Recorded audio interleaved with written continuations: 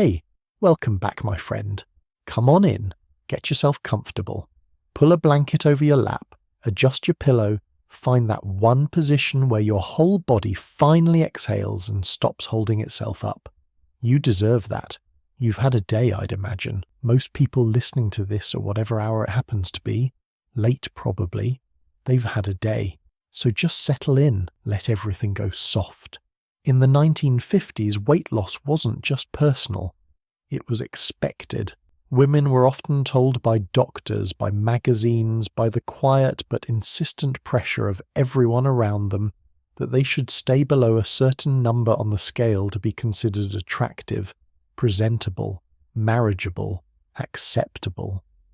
Some popular magazines recommended diets as low as 800 to 1,000 calories a day, not as fringe extremism, as normal guidance, as the responsible thing to do, and cigarettes, actual cigarettes, the ones that were quietly killing people at record rates, were advertised in mainstream publications as an appetite suppressant.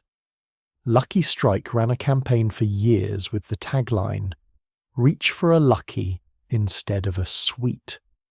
A major tobacco company telling women, smoke this instead of eating that. That is where we are starting tonight. If you want to subscribe before we get going, I would genuinely love that. Drop a comment too. Tell me where you're watching from, what time it is, whether you're in bed already or sitting up at the kitchen table with the lights low. I love knowing you're there. Now, let the lights get a little dimmer, let your shoulders drop, and come with me. Picture a Tuesday morning in 1954, a suburb somewhere in the middle of America, Ohio maybe, or Michigan, or one of those places where the streets were freshly paved and the lawns were aggressively green, and the houses all had the same general footprint with different trim colours to signal personality. The milkman has already come and gone. A woman is standing in her kitchen in a cotton house dress, the radio on low, the morning light coming flat and yellow through the window above the sink. She has already made breakfast, eaten almost none of it herself, washed the dishes, and sent her husband off to work. The children left an hour ago. The house is hers now, which is to say it is not hers. It is a project that requires constant maintenance. But the performance for the morning has ended, and for a few minutes she can simply stand here. She's looking at the scale. It is sitting on the tile floor of the bathroom, just off the kitchen, and she is standing in the kitchen doorway looking at it the way you might look at something you have a complicated relationship with, but cannot quite put down.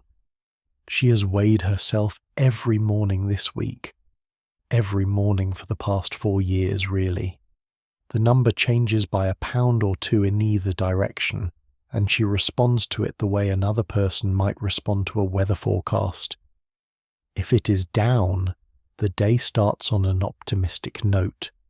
If it is up, even half a pound, even the kind of fluctuation that any doctor today would wave away as meaningless, the day starts with a particular quality of low-grade dread that is hard to name because it is so familiar it has become background noise. She is 29 years old. She weighs 127 pounds. She is 5 feet 4 inches tall. By the standards of her own time, she is almost the right size. Not quite. There is always an almost in there. That is the whole mechanism, and I'll get to that in a moment. Her name, for the purposes of this story, is Donna.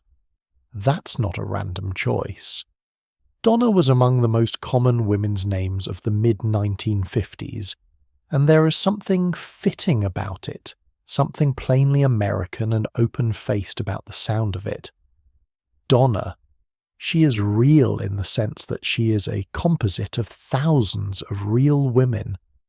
The things they wrote in diaries, the letters they sent to magazine advice columns, the testimonies they gave to researchers decades later, when people finally started asking what it had actually felt like to live that way.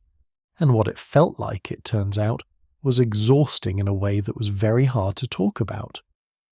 Because the exhaustion was supposed to be invisible. Because the whole enterprise was framed not as a burden, but as self-care, as health, as the reasonable effort any woman should want to make for herself and for the people around her. If you found it hard, that was information about your willpower. If you slipped, that was character failure dressed up in the language of wellness. And if you said out loud that the whole thing felt impossible and unrelenting, well, nobody quite had the vocabulary for that yet. That vocabulary was still being assembled somewhere off in the distance. So Donna stands in the kitchen doorway. And then she turns, picks up the little index card from the counter where she left it last night. Her diet for the day, written out in her own neat handwriting, and begins.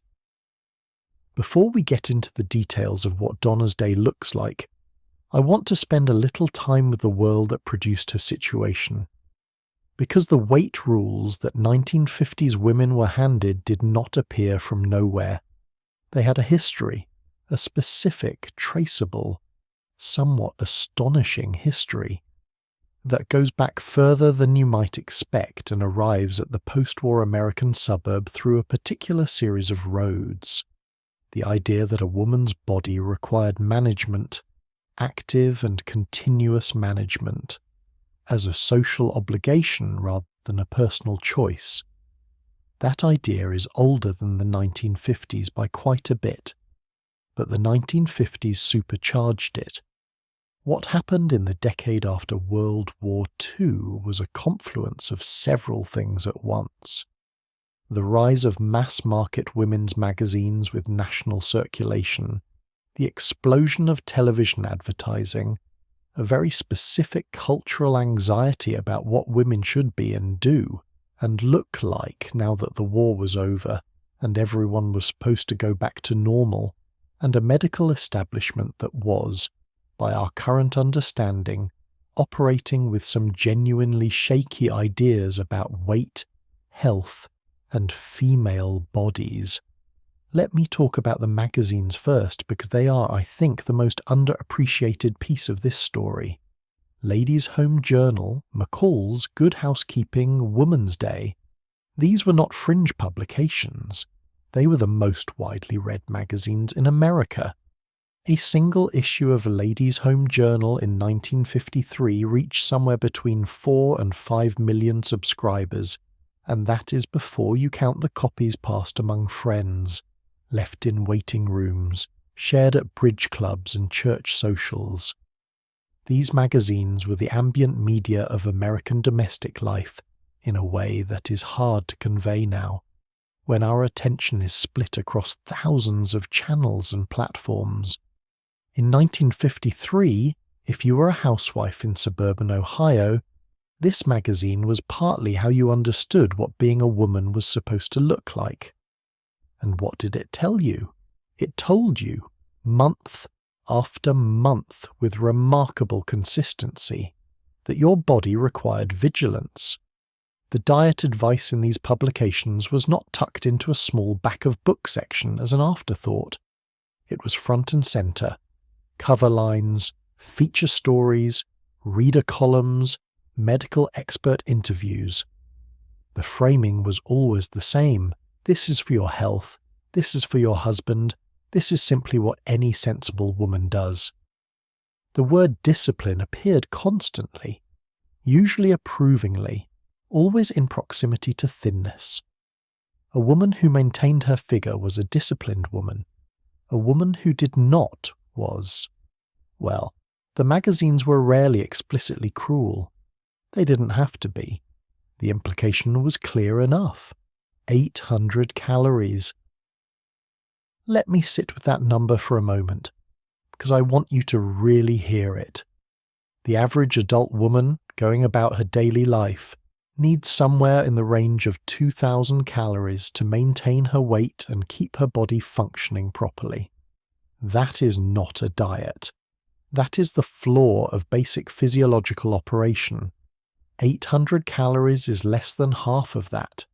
It is the kind of restriction that, sustained over time, produces fatigue, hair loss, cold intolerance, cognitive fog, mood instability, and a particular ravenous relationship with food that the magazines of the era would have described not as a physiological response to starvation, but as a personal failing, a lack of willpower, a character flaw. Some of the diets were even lower. There's a popular plan in the early 1950s that permitted women a slice of toast with black coffee for breakfast, a small portion of cottage cheese for lunch, and a modest protein portion with a single vegetable for dinner. The total calorie count was roughly 600. This plan was promoted with a doctor's name attached to it, which gave it an air of medical legitimacy that it absolutely did not deserve. The doctor in question was not a researcher in nutrition science.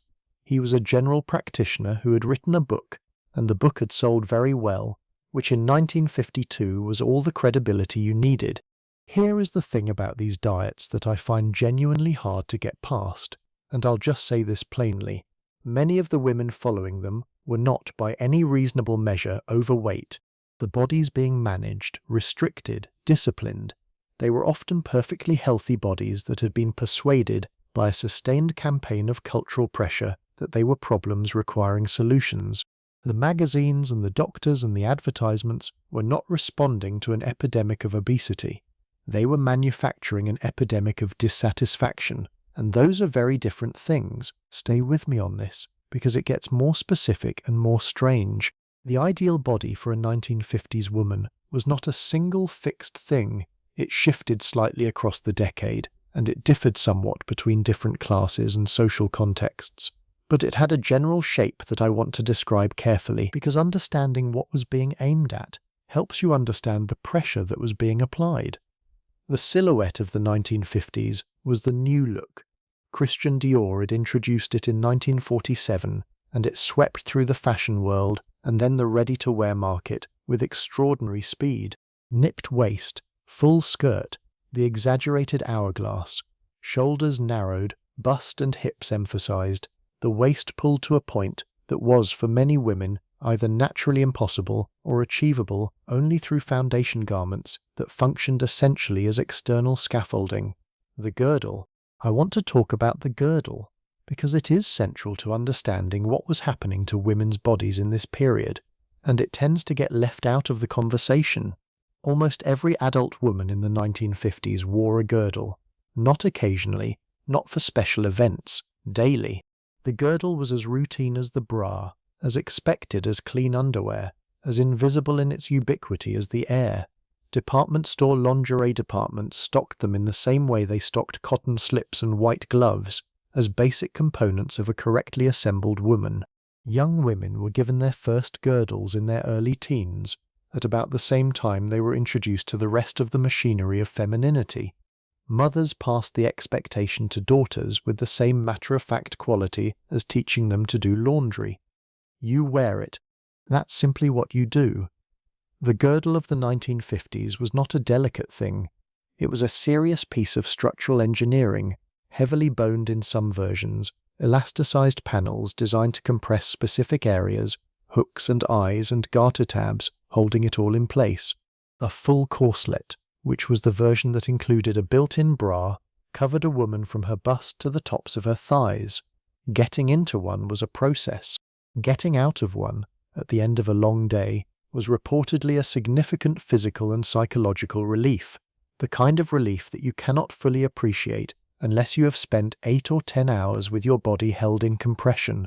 The girdle did something that the diet could not quite do alone. It produced, externally and immediately, the silhouette that the culture demanded. But, and this is the part that I find particularly illuminating, it was not considered a substitute for the diet. Both were required.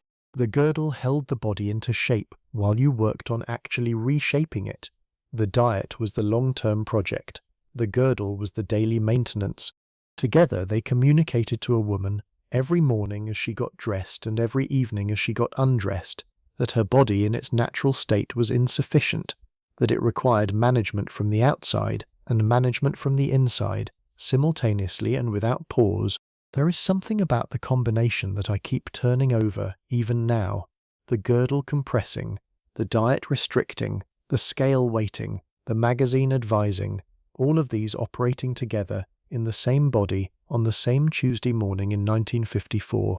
Donna finishes her breakfast, the black coffee, the single piece of dry toast, the half grapefruit that she has halved and sectioned with a serrated grapefruit knife, because someone in a magazine told her that grapefruit had fat-burning properties, which it does not, but she did not know that, and the ritual of it, the deliberate, careful attention to the preparation, gave her the feeling of doing something, of being active in her own behalf.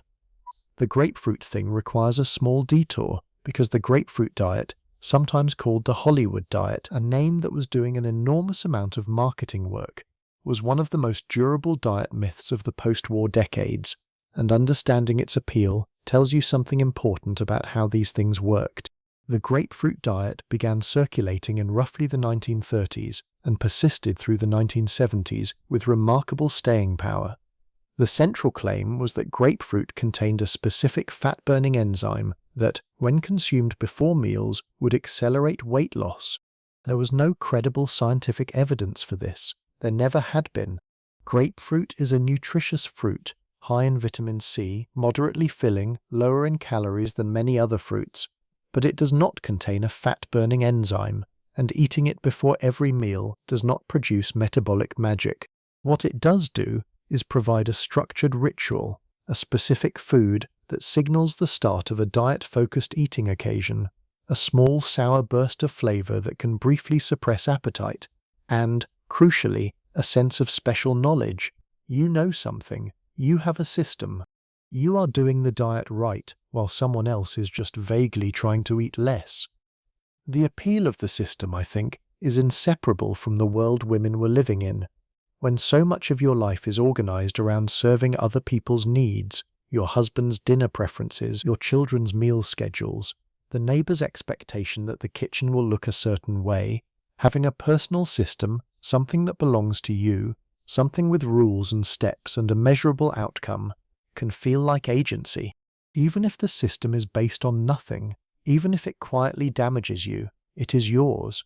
And in a decade when women's ownership of their own lives was genuinely limited, that feeling of ownership, even over your own restriction, was something. Donna has her system. She carries her index card in the pocket of her house dress. The index card was something she had read about in a magazine article titled "Your Figure, a Management Plan." The article recommended that dieters write out their daily food plan the evening before, reviewing it in the morning to set intentions, checking it midday to assess progress. The language was almost corporate: intentions, assessment, management, which was, now that I think about it, interesting. The same era that was telling women their proper place was in the home was also giving them the vocabulary of management and optimization to apply to their bodies. You could not manage the company, but you could manage yourself. The card for today reads: coffee, black, half grapefruit, 1 dry toast for breakfast, cottage cheese with a few celery sticks for lunch, a 3-ounce portion of broiled chicken, green beans, and half a tomato for dinner. A small apple in the afternoon if hunger became unbearable. Total calories, by Donna's careful calculation, approximately 850. She has done this for so long that she no longer needs to look up calorie counts.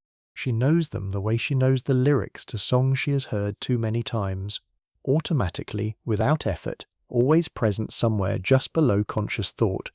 The calorie count of a slice of white bread, 68, of a tablespoon of butter, 102, which was why she used none, of a small apple, 72, of a glass of whole milk, which she no longer allowed herself, 150, almost a sixth of her daily budget, entirely not worth it.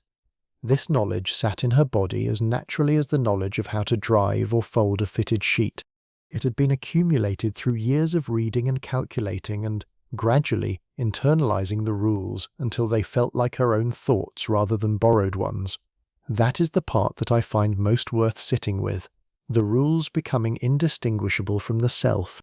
Because here is how it worked, and I want to be careful here to be accurate without being clinical. The magazines and the advice columns and the diet culture of the 1950s were not simply telling women what to eat, they were doing something more thorough than that.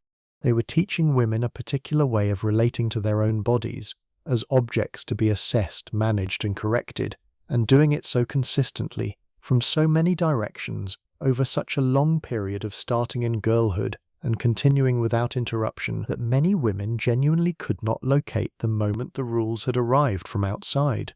The rules felt original, native, just the obvious truth about how a woman's relationship to food and weight and self worked. There is a woman I want to introduce you to, not a named individual but a type, drawn from the composite of dozens of real accounts. Let's call her Barbara. Barbara is Donna's neighbour.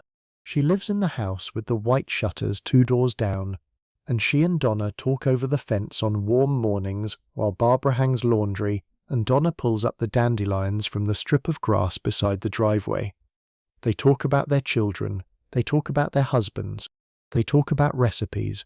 They do not generally talk about the diet, not because it is a secret, but because it is too ambient to require discussion. Of course both women are dieting. Of course both women are managing. The only conversation worth having about it is about which specific approach is working best right now, which magazine had an interesting plan, whether the doctor said anything useful at the last checkup. Their doctor, by the way, is also part of this story. Medicine in the 1950s had a complicated relationship with women's bodies. This requires some care to explain, because I don't want to make it cartoonishly simple. There were thoughtful physicians in this period, genuinely good clinicians who tried to serve their patients well, but the profession as a whole operated within the same cultural assumptions as everyone else, and those assumptions, when they concerned women and weight, produced some patterns that we would now recognize as genuinely harmful. Routine weigh-ins were standard practice in a way that they are not today. A woman going to her doctor for any reason, a cough, a sore throat, a question about her child's development, would very often find herself stepped onto a scale as a matter of course.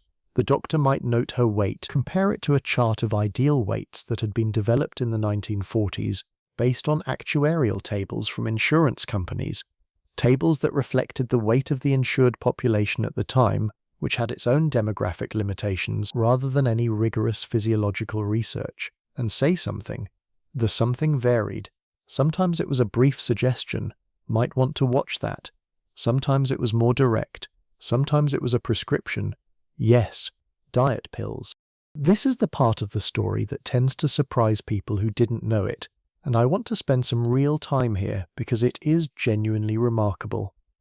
Amphetamines were prescribed to women for weight loss throughout the 1950s and well into the 1960s. Not in secret, not as an underground thing, openly in mainstream medical practice by family doctors in ordinary suburban offices. The most common brand name was Dexedrine, though there were others. Benzedrine had been available since the 1930s. In the post-war decade, these drugs found a new primary use in the booming diet market, and that market was almost entirely women. The prescription usually came with a brief explanation. This will suppress your appetite and give you more energy. Both things were true. Amphetamines are extremely effective at suppressing appetite and producing a jittery, productive feeling alertness. What the prescription did not always include was a thorough discussion of what happened when you stopped taking them. The crash, the depression, the rebound hunger, the fact that your brain had now recalibrated itself around a chemical it needed and no longer had, or the potential for dependence, or the cardiovascular risks, or any of the other things we now know about this class of drugs. The women who received these prescriptions were not told, for the most part, that they were being given amphetamines in any language that made the risk plain. They were told they were getting diet pills. The doctor said it was fine, and because the doctor said it was fine, and because the 1950s housewife's relationship with medical authority was, in general, one of considerable deference, you trusted the doctor the way you trusted the priest, the way you trusted the husband, the way you trusted the institutions that organized the world. Many women took them. Some of these women became dependent. This too was not discussed openly at the time, because dependence implied a moral failure rather than a pharmacological reality, and because many of the women experiencing it were not sure what to call what was happening to them. They just knew they felt terrible when they didn't take the pill, and so they kept taking it. I find myself wanting to pause here and just acknowledge what a strange and difficult thing that is. The very system that was telling these women their bodies were insufficient was also providing a chemical solution to the insufficient feelings that system produced, without telling them the full cost of the solution. It was, in a structural sense, a closed loop, and the women inside it were not stupid or weak. They were responding rationally to the information and the options they were being given. That line has stayed with me since the first time I put it that way. Let me come back to the cigarettes, because I mentioned them at the opening and I don't want to gloss over them. The Lucky Strike campaign, reach for a lucky instead of a sweet, ran for years in the 1930s and into the 1940s, and similar messaging persisted in various forms through the post-war decade. The basic premise was so naked as to be almost impressive. Smoke this tobacco product and you won't want to eat. Control your appetite through nicotine. Manage your body through inhalation. The tobacco industry had identified women as a significant market opportunity in the 1920s, a campaign that deserves its own long story, though we won't go there tonight. And by the 1950s, they were sophisticated marketers who understood exactly what levers to pull. They understood that the pressure on women around their bodies was immense and constant. They understood that appetite suppression was something millions of women actively wanted. They understood that if they could position cigarettes not just as pleasurable but as functional, as a tool for managing the problem of your own hunger, they could sell a great deal of cigarettes to a great many women. And they did. The specific cruelty of this, which I think gets lost in the general awareness that cigarettes are bad, is that it added a second layer of harm to an already harmful system. The diet culture was damaging women through restriction and shame. The cigarette marketing was now asking those same women to damage their lungs and cardiovascular systems as an adjunct weight management tool. And the women taking up smoking for this reason were again not being irrational within the information environment they inhabited. They were told by their doctor that losing a few pounds would be good for them, and they were told by the advertisement that smoking would help. And the doctor had not said anything specific against it, and their friends were doing it, and so, there's a letter I came across, from a collection of reader correspondence to a women's magazine from 1956, held in a university archive, in which a woman writes, and I'm going to paraphrase rather than quote directly because the language is rather specific, that she had been following her doctor's advice for 3 months, eating very carefully, and had lost 8 pounds, and she was wondering whether it was all right to have a small sweet every now and then because she had been finding the restriction quite hard, and her husband had noticed she seemed irritable. The advice column response told her that the irritability was probably a result of not getting enough protein, and recommended she try adding more cottage cheese to her diet.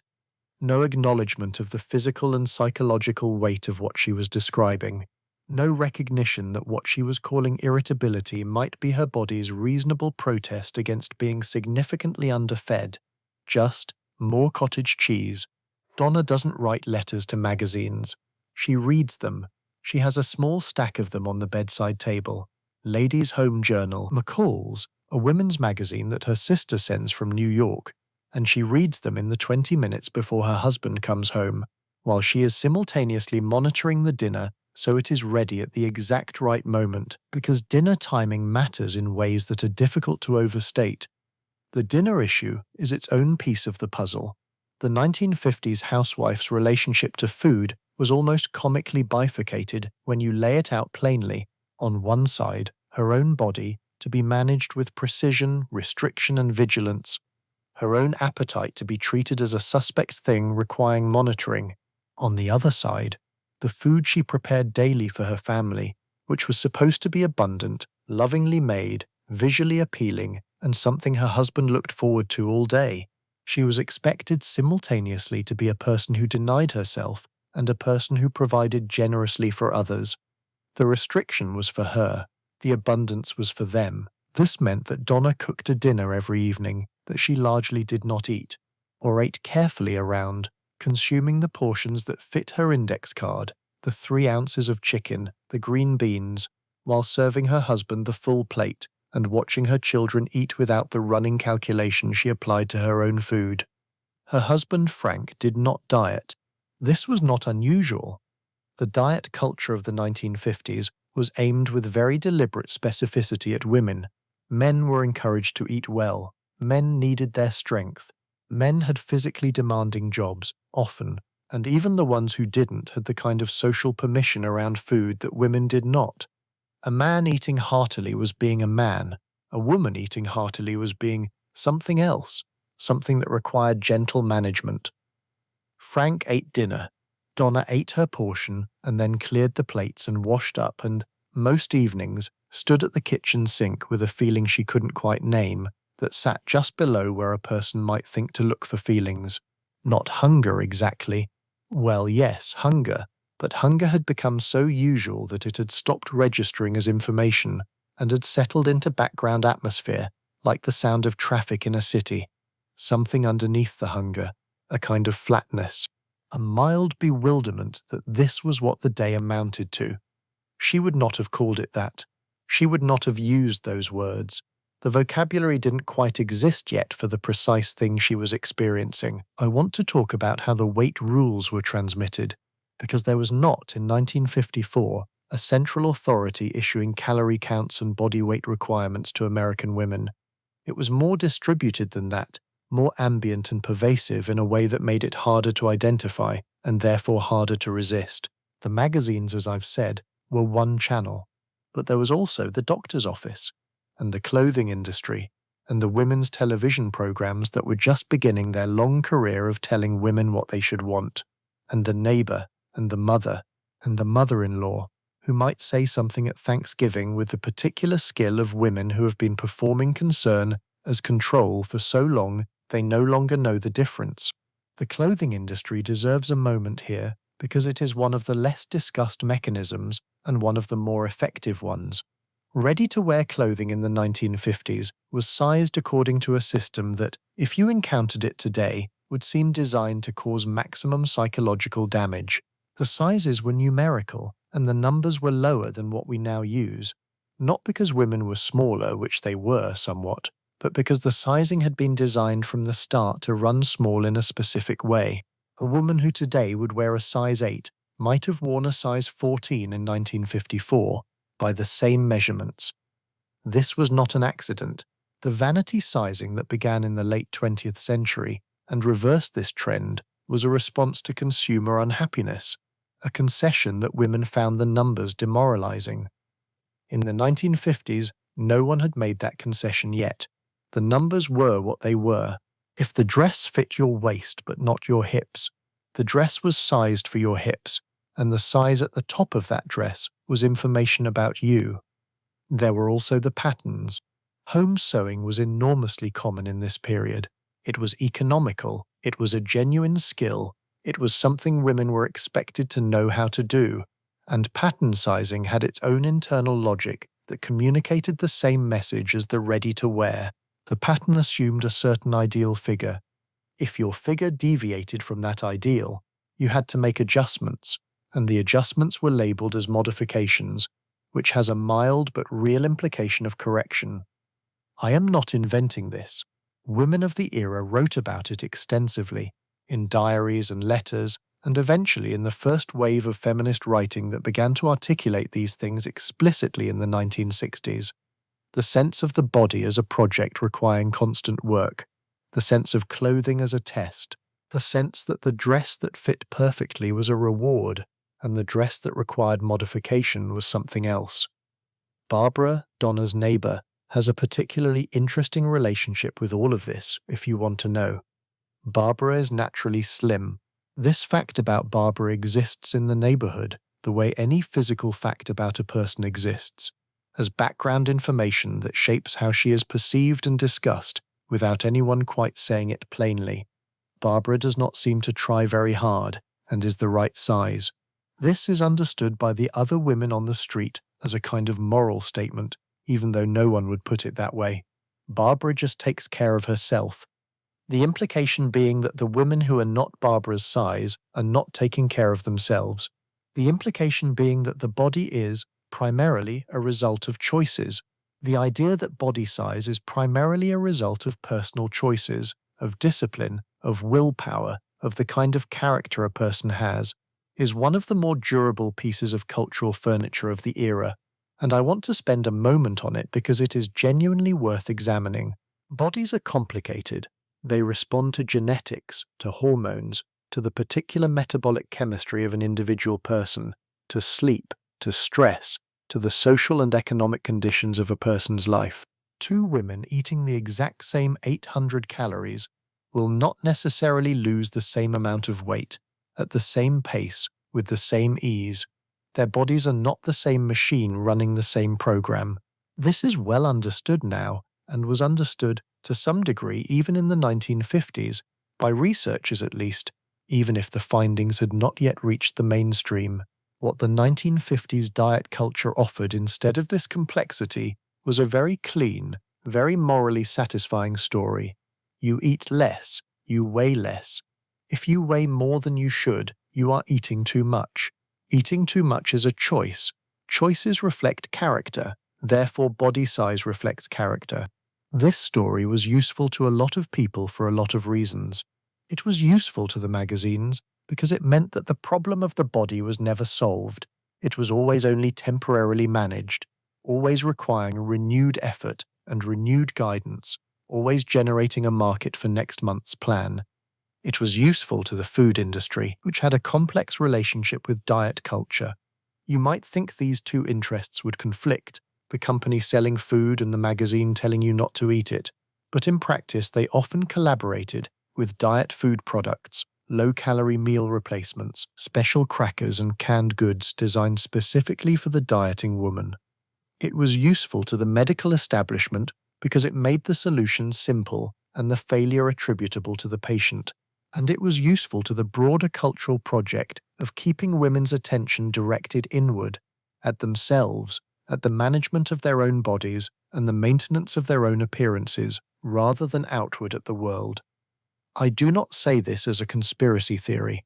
I say it as an observation about how systems work, how a set of ideas, once they become ambient and profitable, tend to perpetuate themselves through institutions that each have independent reasons to maintain them. Donna does not think about any of this on her Tuesday morning in 1954. She is thinking about whether the chicken in the refrigerator is fresh enough to use for dinner, and whether her youngest child needs new shoes this week, and whether Frank mentioned anything about coming home late. She is moving through her day in the ordinary way of a person for whom the rules are so internalized that they have become the furniture of thought rather than the thoughts themselves. The scale number this morning was 127, down half a pound from yesterday. The day has a slight brightness to it as a result. There was a particular social ritual of the 1950s that I want to describe carefully because it illuminates something about how the weight rules operated in community rather than in isolation. The Weight Loss Club, TOPS, Take Off Pounds Sensibly, was founded in 1948 in Milwaukee by a woman named Esther Manns. It was one of the first organized weight loss support groups in the United States, and it grew with remarkable speed through the 1950s, eventually reaching hundreds of thousands of members. The format was a weekly meeting, usually held in a church hall or a community center, where women would weigh in on a scale, have their weight recorded, and then sit through a meeting that combined peer support with accountability and sometimes gentle competitive elements. The competitive elements are the ones I find most revealing. Some TOPS chapters had a system of public weighing and public results. Your loss or gain that week was announced to the group. There were often small awards for the best loss of the week, a crown sometimes, or a ribbon, or a small trophy. There was also, in some chapters, a system for the worst performance of the week, a designation that used different names in different chapters, but whose function was consistent. You were singled out, gently but publicly, as the person who had slipped the most, who had done worst. Think about the mechanics of that for a moment. You come to the meeting already carrying whatever anxiety or shame attaches to the week you've had. You step on the scale in front of the group. the number is announced. If it has gone up for any reason, including illness, including a difficult week, including simply the ordinary fluctuations of a human body, you are the one people look at with the particular expression that substitutes for judgment in polite company. The expression that is not quite pity and not quite scorn, but sits somewhere in the uncomfortable space between them. And yet women came, every week, in enormous numbers, because the alternative, managing all of this alone, in private, with no external structure and no community, was in many ways harder. The meeting gave the project a social container. It gave you people who understood what you were doing, who were doing the same thing, whose recognition and approval felt meaningful.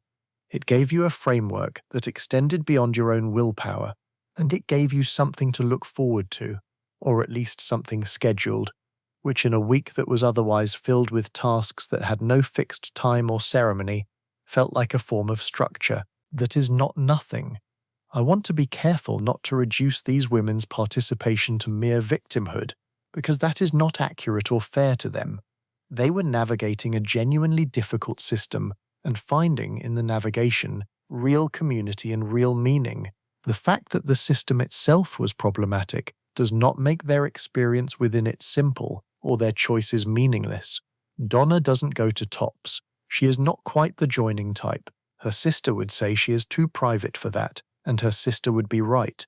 But she knows 3 women on her street who do go, and she hears about it at the fence conversations, and there is a part of her that finds the idea both appealing and faintly alarming. The accountability sounds useful. The public weigh-in sounds like a specific kind of hell she would prefer to avoid.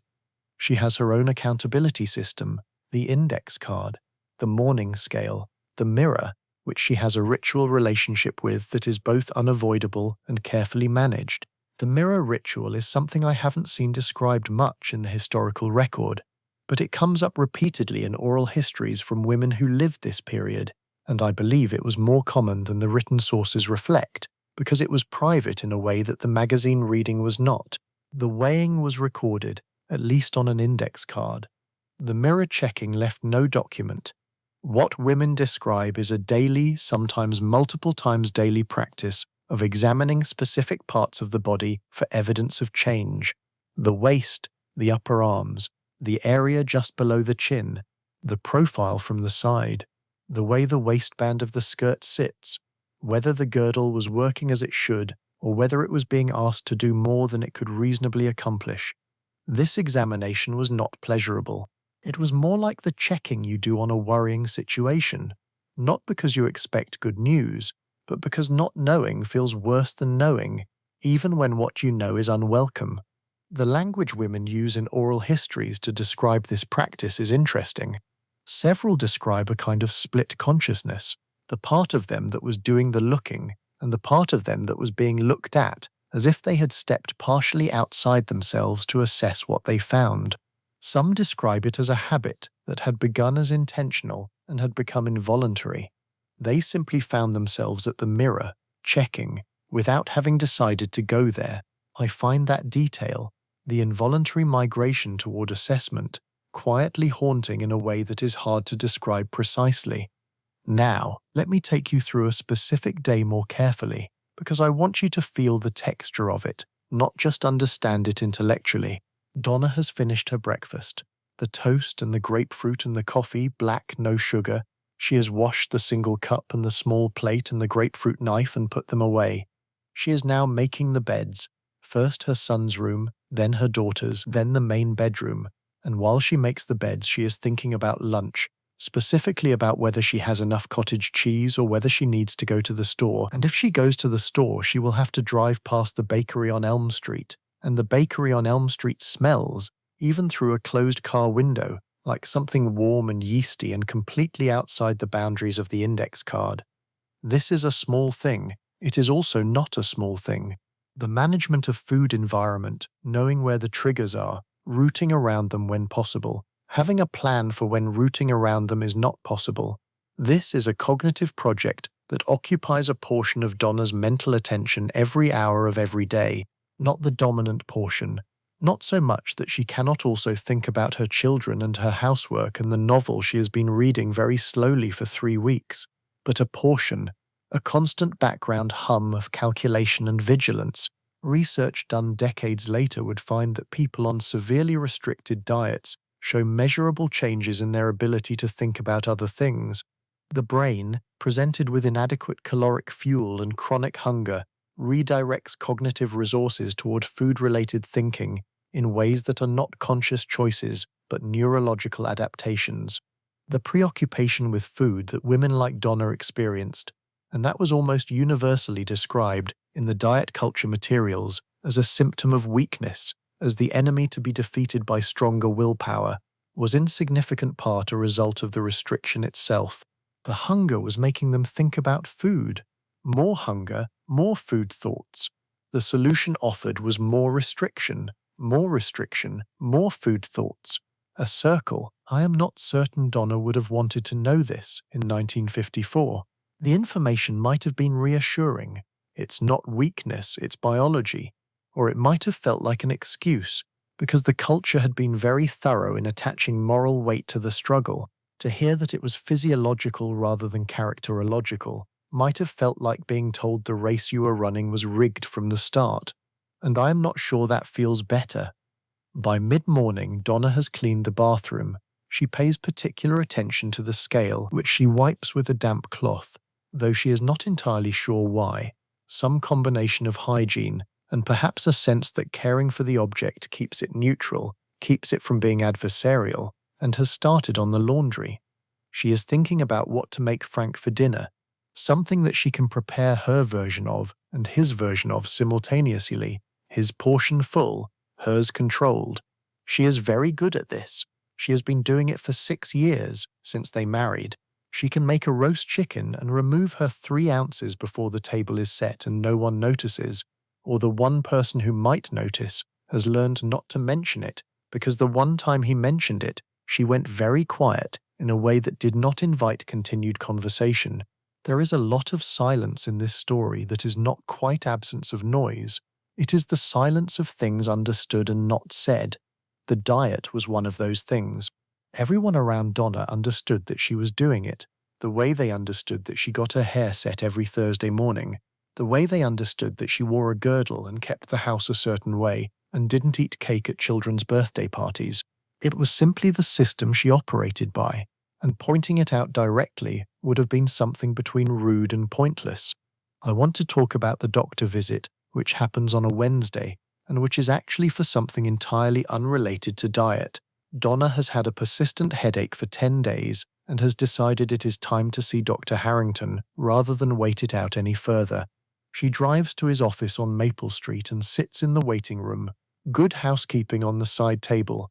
She reads the first few pages of a recipe article and then puts it down. And then she is called in, and the nurse weighed her.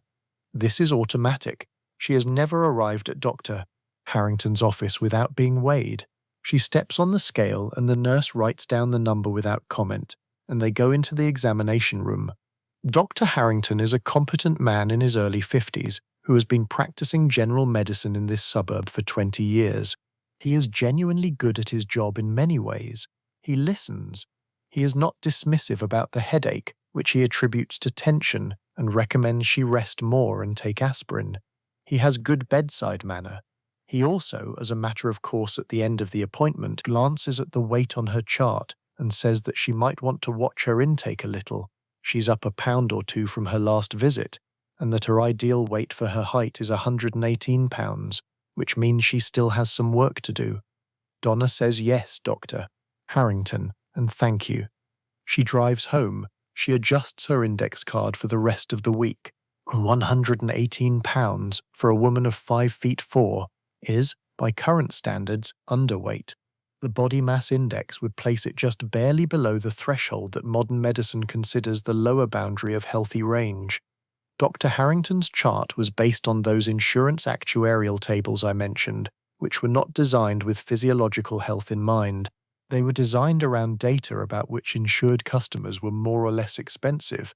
The tables have been revised substantially since then, but in 1954, Dr. Harrington does not know any of this. He has been trained on these charts and he trusts them, and the chart says 118 is right for Donna's height, and so he tells her so.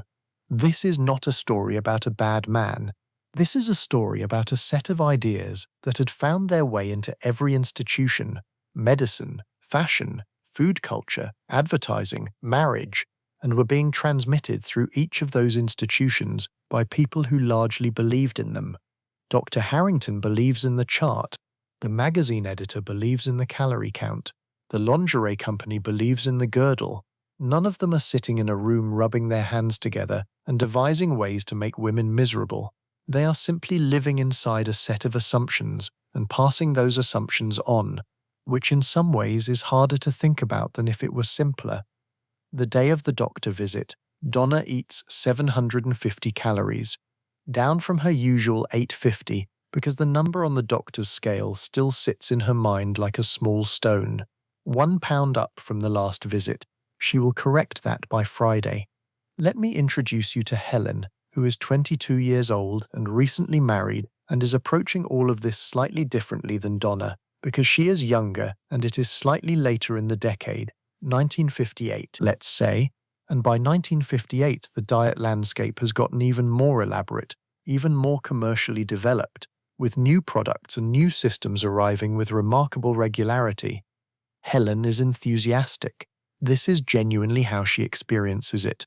She has bought her first copy of a new book that has been recommended by her sister and 2 of her friends, and she is reading it with the absorbed attention she gave to novels in college, underlining passages, folding corners, treating it as a text to be studied.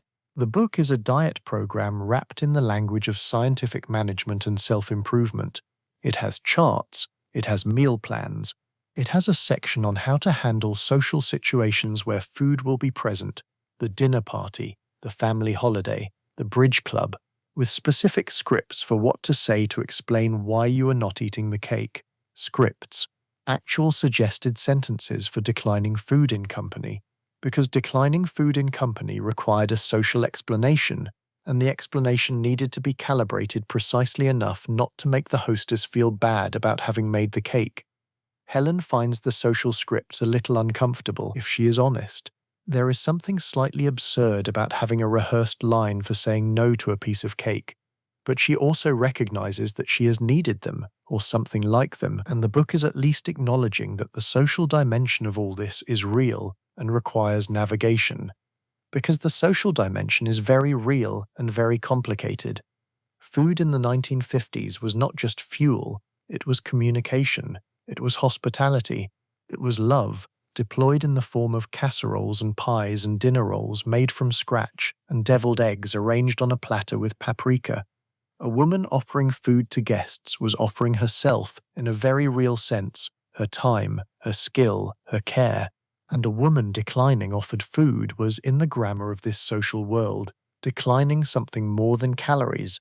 She was declining the offering. She was, potentially, delivering a quiet verdict on the cook and the kitchen. This created a genuinely uncomfortable bind for the dieting woman at any social gathering. On one side, the diet, the index card that Dr. Harrington had tacitly endorsed and that represented months or years of disciplined effort.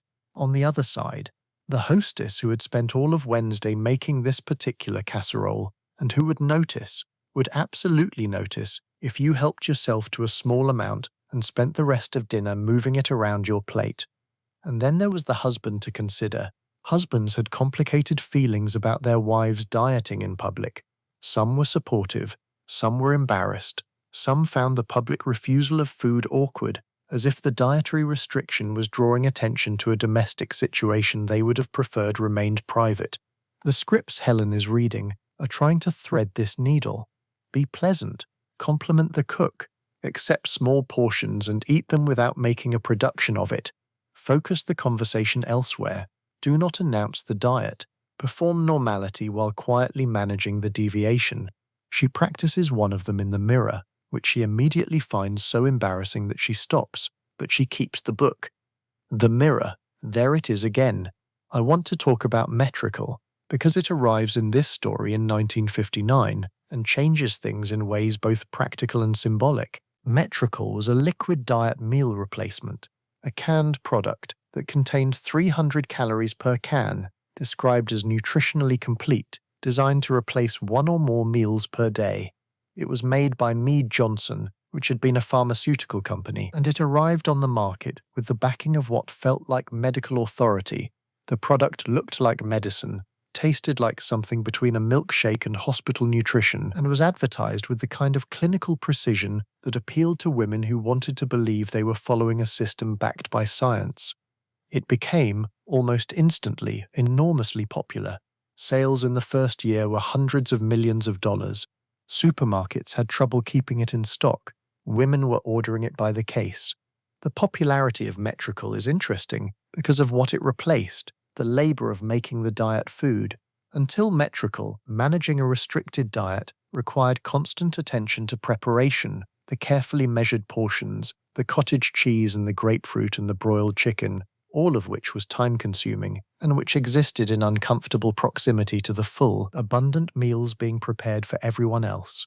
Metrical removed the preparation entirely. You opened a can, you drank it, you had consumed your meal, done.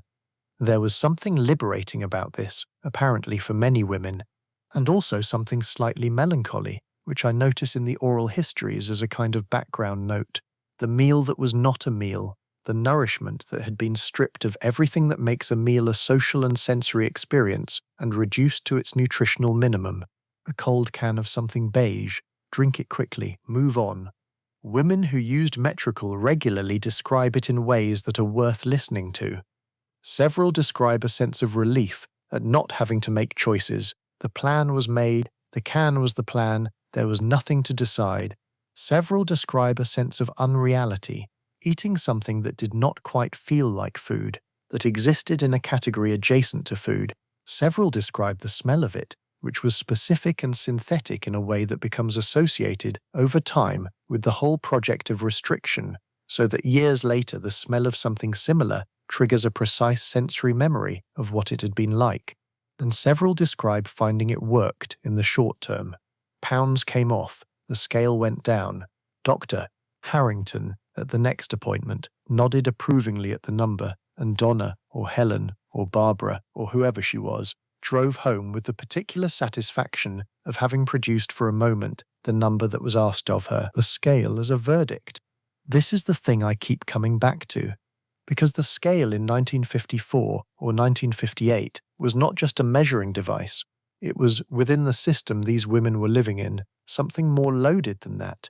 It was an evaluation. It was, on any given morning, a small assessment of how well you had done, how much you had succeeded or failed, whether you were making progress toward the goal that had been handed to you with such quiet authority that you had stopped noticing it had been handed to you rather than discovered by you.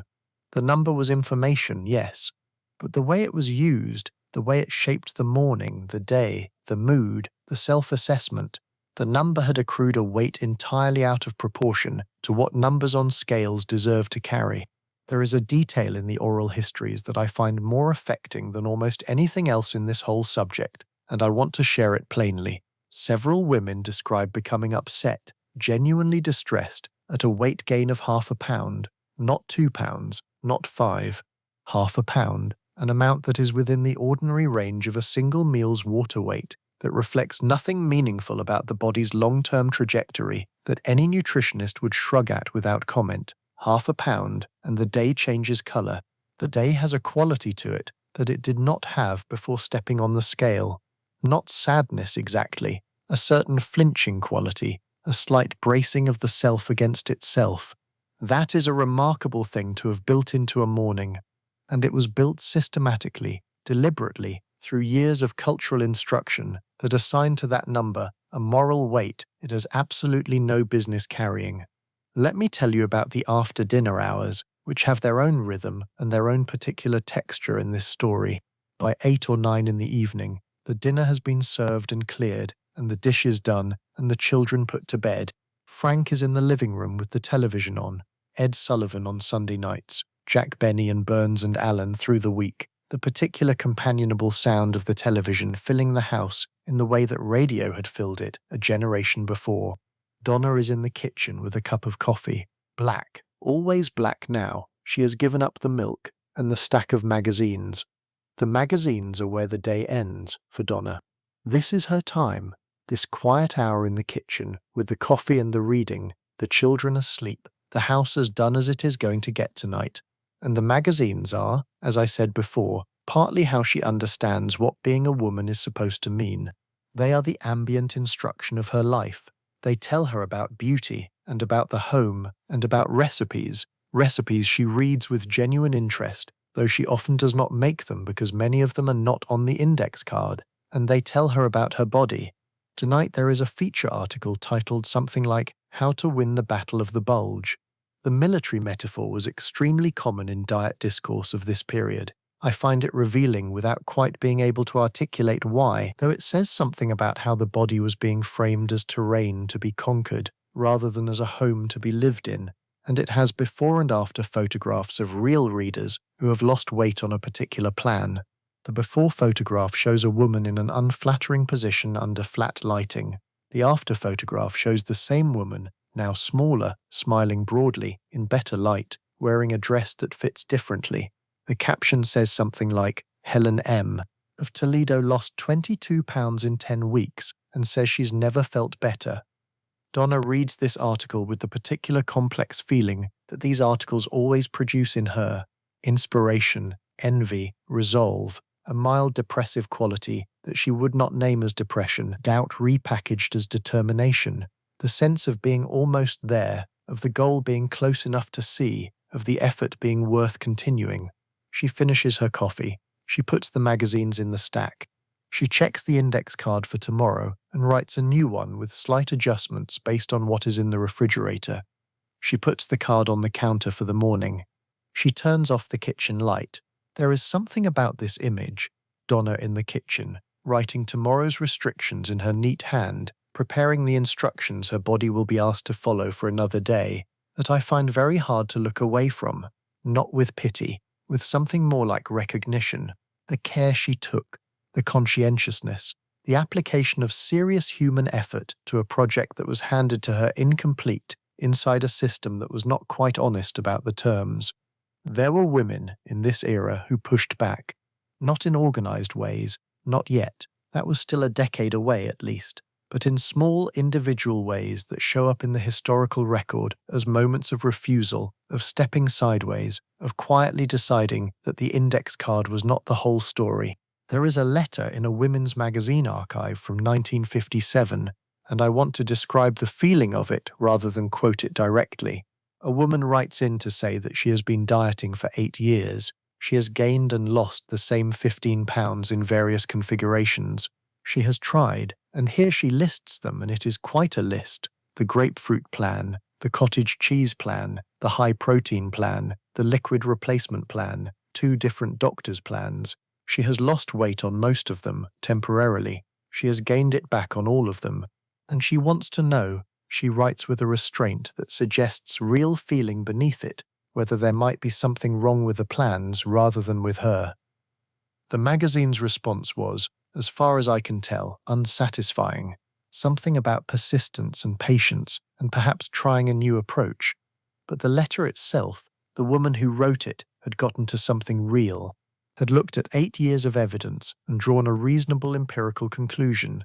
If the method consistently fails, perhaps the method is the problem.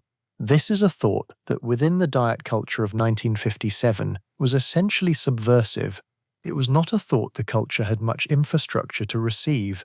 A generation later, it would become the foundation of a different conversation about bodies, about health, about the systems that had been managing women's relationships to themselves for decades. But in 1957, the letter goes to the magazine responds inadequately, and the woman goes back, presumably to her kitchen. I want to talk about the particular experience of women who were not white in this landscape, because the weight rules of the 1950s were operating within a racial system that added additional layers of complexity to an already complex situation, and I don't want to leave that out. The diet culture of this period was aimed, in its marketing and its imagery and its default assumptions, at white middle-class women. The magazines had almost exclusively white models.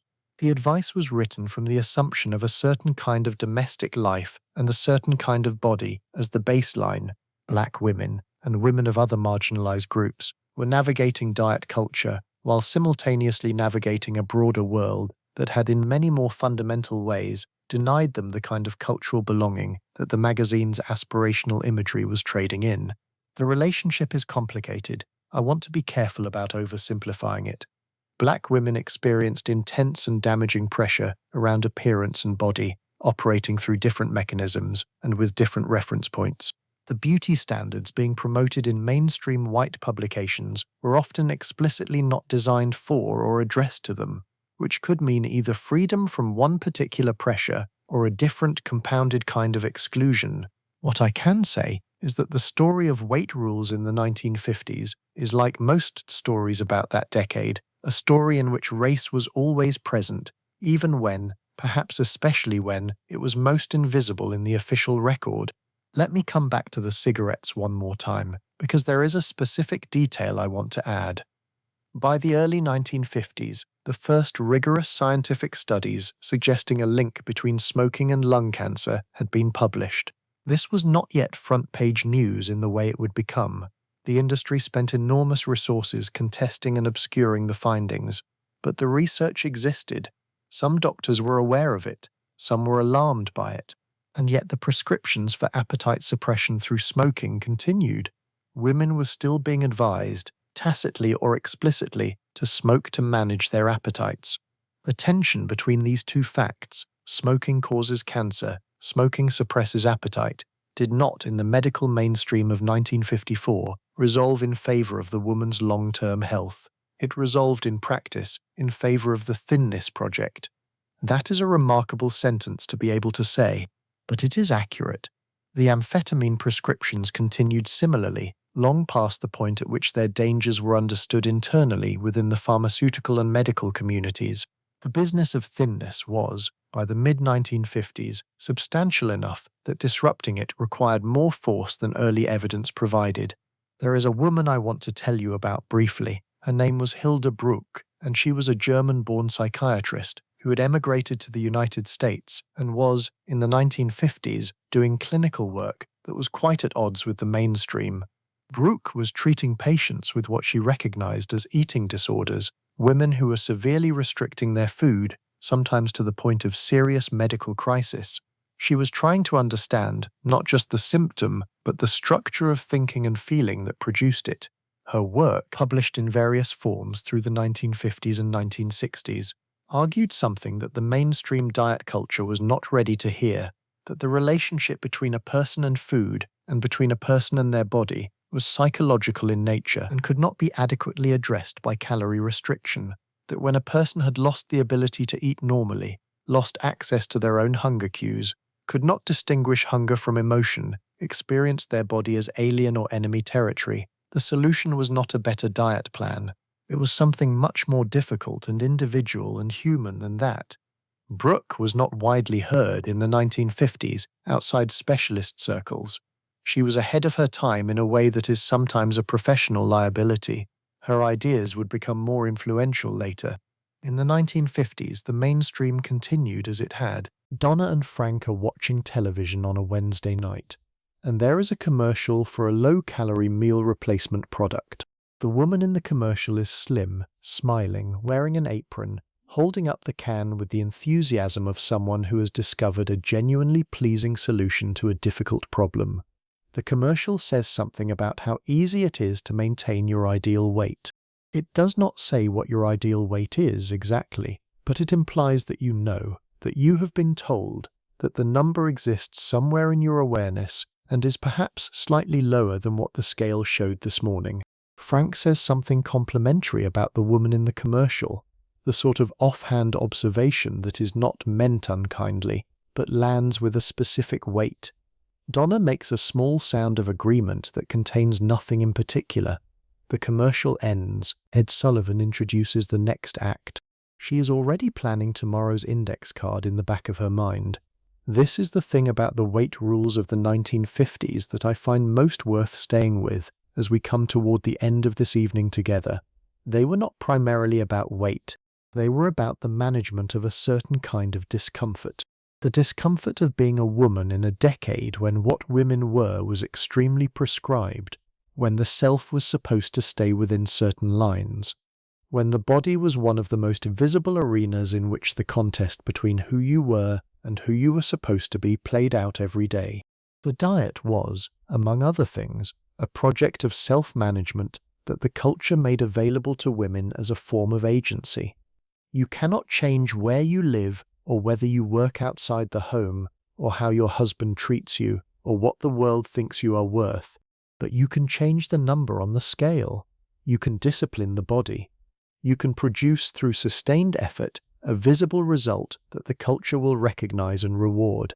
And in a decade when so many other forms of agency had been quietly removed or restricted, this particular form, I restrict, therefore I exist, had an appeal that makes a certain kind of sense. That is not a comfortable thought. It doesn't have a clean resolution. I don't think it should. The women who lived this story were not simply victims, and they were not simply complicit. They were people making the best sense they could of a world that handed them difficult tools and told them these were freedom. Let me tell you how the decade began to turn, at the edges, before the full turn came. By the late 1950s, the first stirrings of what would eventually become the second wave of feminism were beginning to show up in places that were not yet calling themselves feminist. Women's magazine letters columns, those wonderful repositories of quiet truth-telling, were starting, occasionally, to include letters that questioned rather than just asked. Women researchers and writers were beginning to articulate, in academic and popular language, some of what had been ambient background noise. Betty Friedan was gathering material that would become The Feminine Mystique, published in 1963, a book that named the problem that had no name, the dissatisfaction, the sense of living slightly outside oneself, the ambient feeling that something was wrong with a life that was supposed to be complete. The weight rules were part of what Friedan was describing, though she was not focused specifically on them.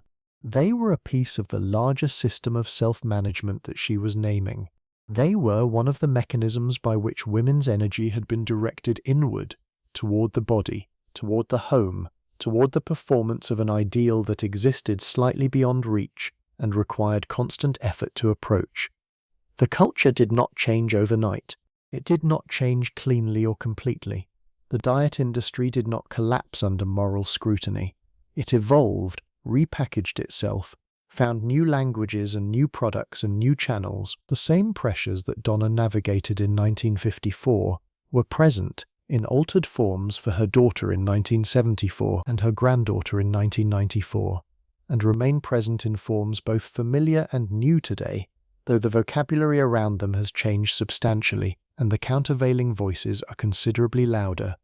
But something did begin to shift, slowly, unevenly, with many steps backward. Women began to write about what they had experienced, and some of those writings found audiences, and the audiences recognized themselves in the words. The clinical research, which had been marginal, began to accumulate and gain traction. The idea that restriction does not produce lasting change in body weight, that the body responds to severe caloric restriction by conserving energy, by becoming more efficient, by eventually recovering what was taken. This idea, backed by evidence, began to make its way from researchers to practitioners. The concept of the eating disorder, which had existed in clinical practice for decades, began to enter public discourse. The word anorexia, which had been a clinical term, began to appear in general conversation. The connection between extreme dieting and disordered eating, the recognition that these were on a spectrum, that the 800-calorie diet and the clinical diagnosis were more related than the culture had been comfortable acknowledging. This recognition was arriving in the late 1950s and early 1960s, at the edges of awareness. It would take much longer for it to become fully incorporated, but it was beginning. Donna, I want to tell you, eventually stopped dieting, not through a dramatic moment of clarity, not through reading a pivotal article, or having a conversation with a doctor who finally gave her different information. She stopped the way many women of her generation eventually stopped, incrementally, without ceremony, through the accumulation of years and the mild attrition of a project that had never quite arrived at its own completion. She was in her late 40s when she realized that she had not weighed herself in 2 weeks and that the index cards had stopped being written. She cannot say precisely when it happened. 1 week there was a card, then there wasn't. The scale was still there. She just stopped consulting it every morning. She ate dinner with her family. She had a piece of pie at Thanksgiving. These are not enormous things, but inside the system she had been living in for 25 years, they were something. There is something else I want to say about the women who were prescribing these rules rather than just following them. The editors of the magazines, the advice columnists, the women who ran the weight loss clubs, because they were, in many cases, women themselves, working inside the same system, serving the same master in a sense. And their experience of it was also not simple. The woman who edited the diet column at Ladies' Home Journal in the 1950s knew something about what she was publishing. She was not, in most cases, indifferent to the women reading her column. She believed genuinely in what she was advising, because she lived inside the same set of cultural assumptions. She was also dieting. She was also weighing herself. She was also monitoring the number on the scale and adjusting her index card accordingly. She believed the advice was right because the advice was right for everyone in the world she lived in. The culture had been that thorough. This is the mechanism that makes cultural systems so resilient. They are not imposed from outside by a clearly identifiable force. They are transmitted through people who have themselves been shaped by them, who pass them on in good faith because what they have been taught feels like the truth. The magazine editor was not deceiving her readers. She was sharing the truth as she understood it. The doctor was not negligent. He was working from the charts he had been trained on. The mother who told her daughter to watch her figure was not unkind. She was preparing her daughter for a world the mother knew well. That is the part that makes it worth taking seriously rather than simply dismissing. The rules were wrong in many significant ways, and they were held and transmitted by people who loved the women they were advising. Let me tell you about Barbara one more time, and then I'll bring us home. Barbara, the slim neighbor who seemed not to try, who was the approximate right size without apparent effort. Barbara had her own story, which Donna did not know. Barbara had struggled with food since her early 20s, in a way she had never been able to name clearly. Not dieting exactly, though there had been periods of that. Something more cycling.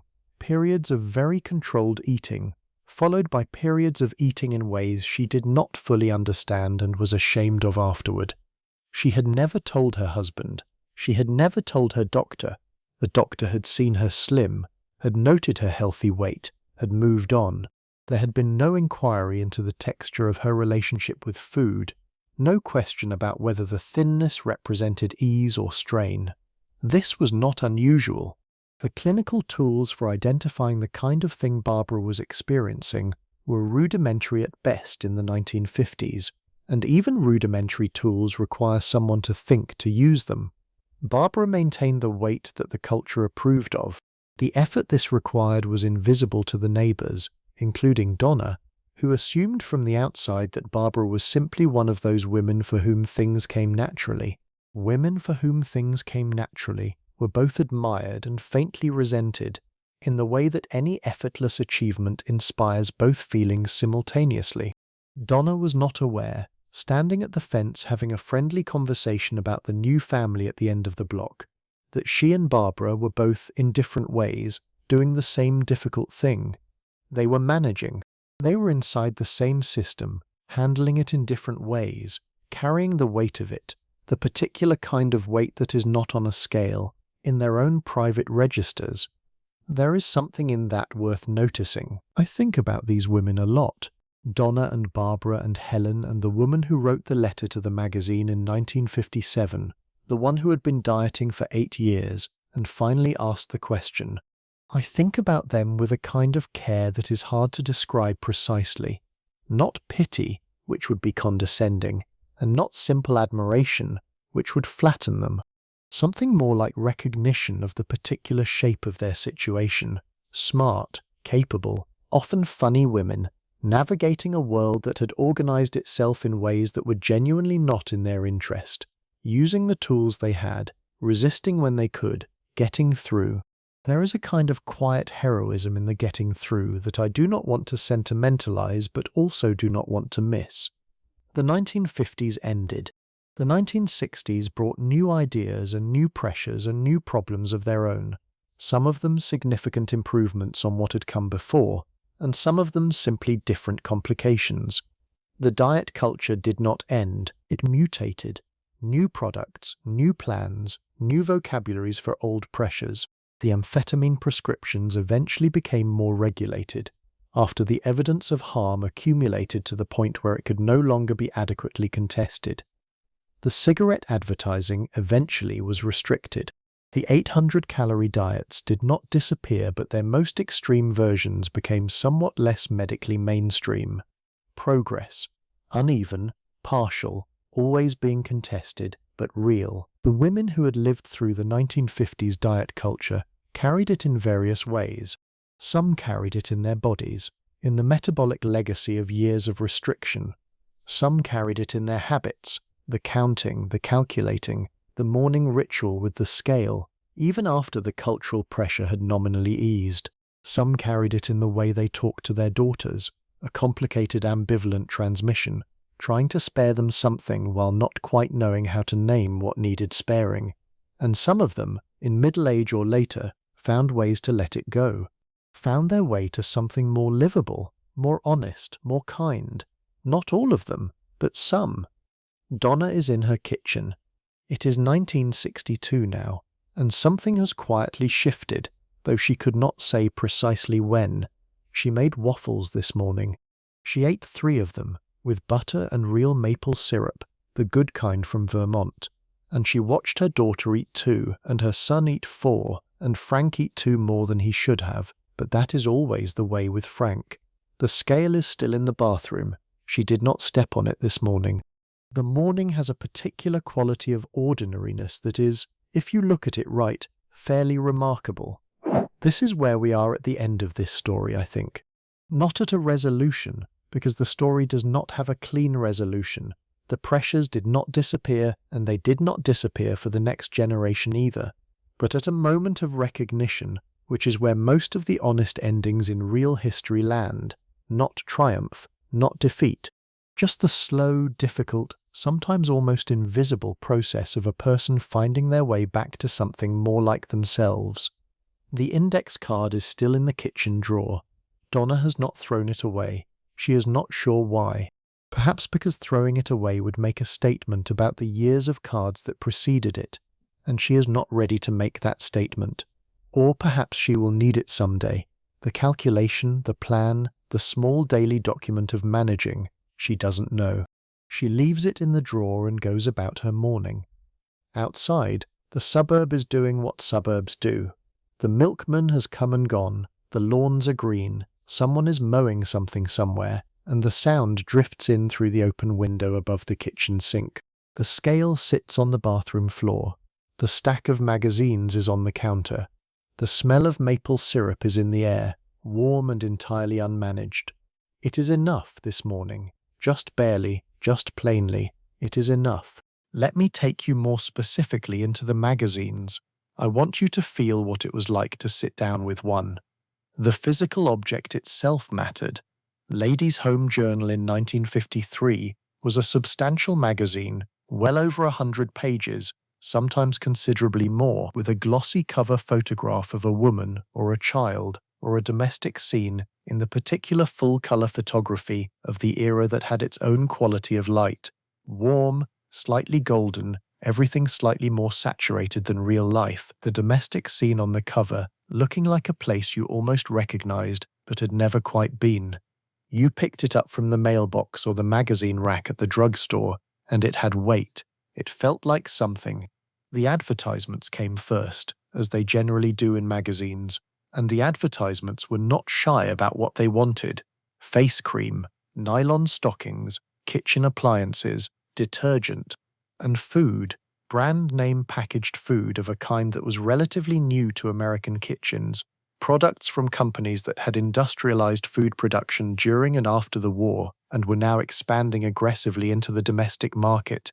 Jell-O, which was having an extraordinary decade. Campbell's Soup, which had understood that the key to selling soup was to make it the beginning of a recipe rather than just a thing you heated from a can. The cereal companies, which were producing an ever-expanding catalogue of products designed for children's breakfast tables and marketing them through the television programs that children were now watching every Saturday morning. Somewhere in the middle of all this food advertising, and the irony is not invisible once you start looking for it, was the diet content. And the diet content was sophisticated. I want to give it that credit even while noting what was wrong with it, because understanding how it worked requires taking it seriously rather than dismissing it as crude manipulation.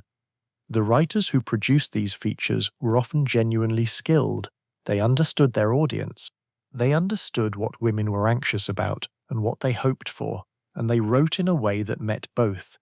The structure of a typical diet feature in a 1953 women's magazine went something like this. It opened with a problem statement, but warmly framed, not "you are fat," but "the challenge of maintaining your figure after marriage and motherhood is one that most women face at some point." Already, this framing is doing several things at once. It is normalizing the concern, making you feel part of a community rather than singled out.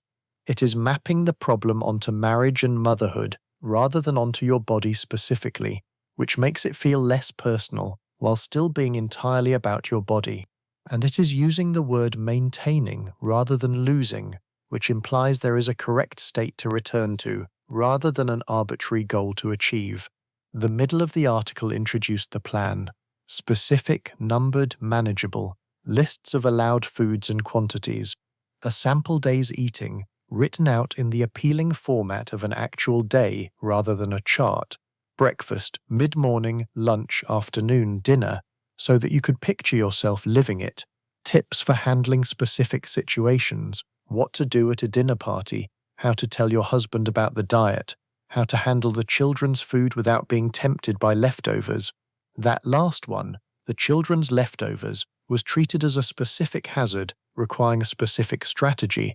The bites of macaroni and cheese you finished from your daughter's plate while cleaning up lunch, the corner of the sandwich that the toddler abandoned, the half cookie. The magazine knew about these things. The magazine had enumerated them with the precision of someone who had catalogued every possible failure point. And the tone in which this was done was not accusatory, it was conspiratorial, almost tender. "We know how this goes," the magazine said. "We know what the afternoon is like. Here is how to handle it." The intimacy of that conspiratorial tone was, I think, a significant part of how these publications held their readers. The magazine understood things about your life that were not publicly discussed. The particular texture of a Tuesday afternoon with 2 small children and a kitchen full of food you were not supposed to eat and a body you were supposed to manage. The magazine saw you in that Tuesday afternoon, and seeing, even if what it offered in response was imperfect or wrong, felt like being known. There was also the reader mail section, which deserves its own careful attention. The questions women wrote to the magazine's advice columnists were, taken together, an extraordinary document of interior life. They asked about everything: how to get their husbands to notice that they had lost weight, how to handle a mother-in-law who kept pushing second helpings, whether a specific food was really as bad as they had heard, what to do when the diet wasn't working and they suspected their own willpower but couldn't be certain, whether it was okay to feel so tired all the time on the restricted plan. That last question appeared in various forms with remarkable frequency: whether it was okay to feel so tired, whether the tiredness was normal, what to do about it. The answer that the magazines most commonly gave, when they addressed the tiredness at all, was some variation of, "Your body is adjusting. This is temporary. The tiredness will pass once your body adapts to the new calorie level." This was, to be plain, not accurate.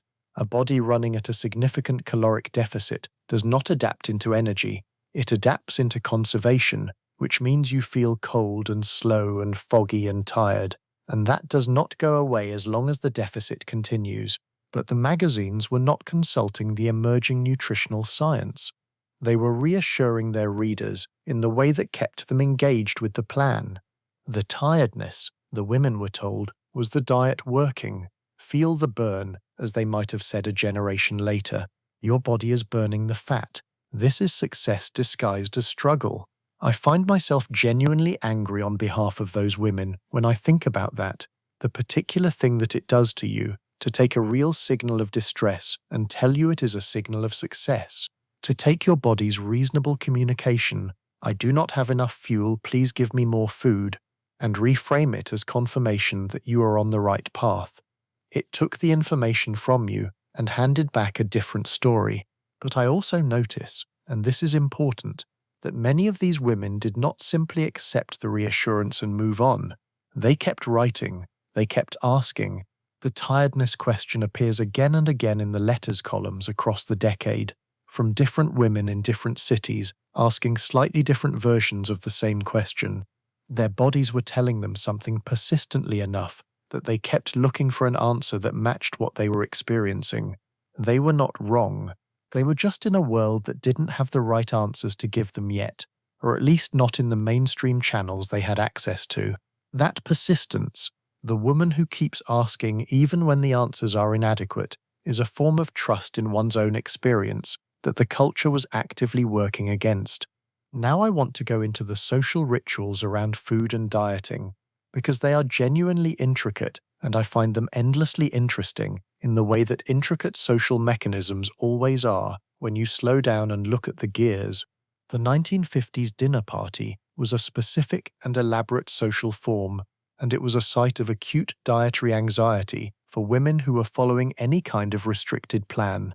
The dinner party required the hostess to produce an abundance, multiple courses, often the good dishes brought out from the sideboard, cloth napkins rather than paper, a centerpiece of some kind, a dessert that was the culmination of several hours of preparation, and it required the guests to receive that abundance with appropriate gratitude, which meant eating. Refusing food at a 1950s dinner party was a social act with real consequences.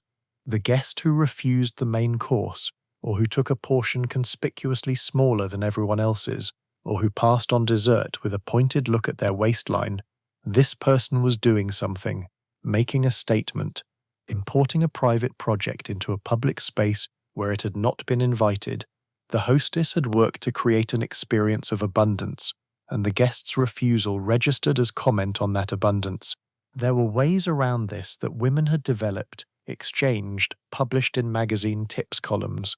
Take a normal-size serving and leave some on the plate. Eat slowly so that the plate still has food on it when the second helpings are being offered, and you can decline on the grounds that you haven't finished yet. Accept everything and eat small amounts of everything. Claim a health restriction rather than a weight restriction. I've been having stomach trouble was more socially acceptable than I'm watching my calories, because the former was medical and involuntary, while the latter was a choice that required the hostess's implicit endorsement.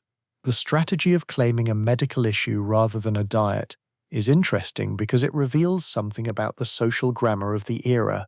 The diet was personal, a matter of will and discipline, and making it publicly visible at a dinner party imported an element of personal self-management into a social occasion in a way that could read as self-absorbed, as implicitly critical, as an unwillingness to participate fully in the generosity being offered. The medical issue, by contrast, was not a choice and therefore was not a statement, it simply was. You could not eat the dessert because of your stomach, not because you had decided not to. The agency was removed and the social situation was preserved. What this required practically was a certain facility with social performance, the ability to manage your actual situation while presenting a different narrative of your situation to the people around you. Women of this era were in general quite skilled at this. The gap between the interior life and the performed exterior was something the culture required them to maintain across many domains, not just around food. I find myself thinking about what it costs over time to maintain that gap. The energy that goes into managing the discrepancy between what you are actually experiencing and what you present yourself as experiencing. The particular kind of fatigue that produces not physical fatigue, though it often accompanies physical fatigue, but something more cognitive, more emotional. The fatigue of performance, sustained over years, in every social situation, always slightly behind your face. There was a particular dynamic around husbands and dieting that I want to address carefully, because it was complex and varied, and I don't want to flatten it. Some husbands were supportive, actively, genuinely supportive, helped with meal planning, made encouraging comments, did not bring home the cake from the bakery on Friday nights. Some of these men were supportive out of genuine care for their wives. Some were supportive out of their own investment in their wives' appearances, which is a different thing, though the practical effect on the woman's day could be similar. Some husbands were undermining in ways that ranged from mildly oblivious to actively hostile. The man who bought ice cream on a Thursday and left it in the freezer and seemed genuinely baffled when this created tension. The man who made the casual comment about the neighbor's figure that his wife was meant to hear not as criticism, but somehow was never not received as criticism. The man who had opinions about what his wife should weigh that he expressed with the specific authority of someone who has been told by the entire culture around him that the woman's body was in some sense a shared matter, because it was, in the grammar of 1950s marriage, a wife's appearance reflected on her husband in ways that were socially understood and rarely examined. A man whose wife was letting herself go, that phrase, that remarkably specific and judgmental phrase, was a man whose household was somehow not in order. The wife's body was part of the domestic presentation, alongside the clean floors and the properly set table.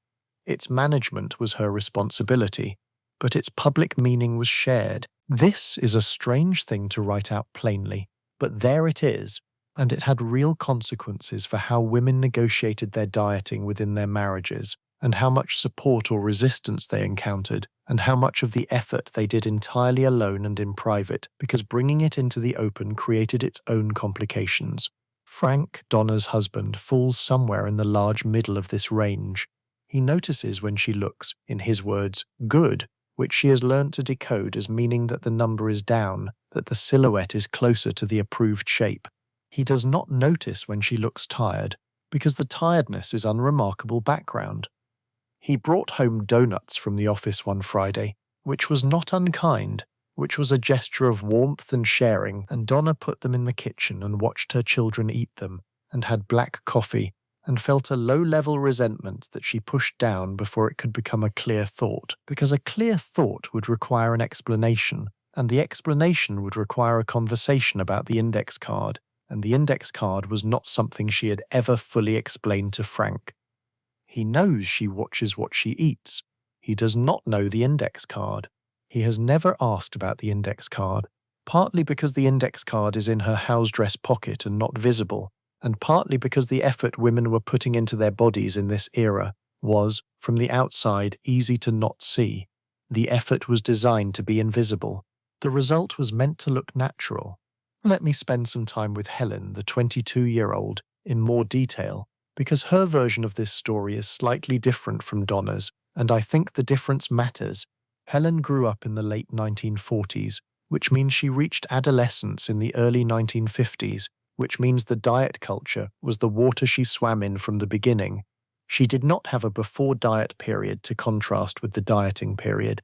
For Donna, who had married in her early 20s, there was some memory of eating differently, not freely, but differently, before the full weight of the married woman's body expectations settled on her.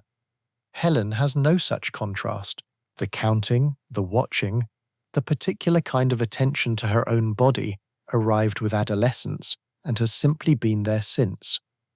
This is worth thinking about carefully because it produced a slightly different relationship to the rules.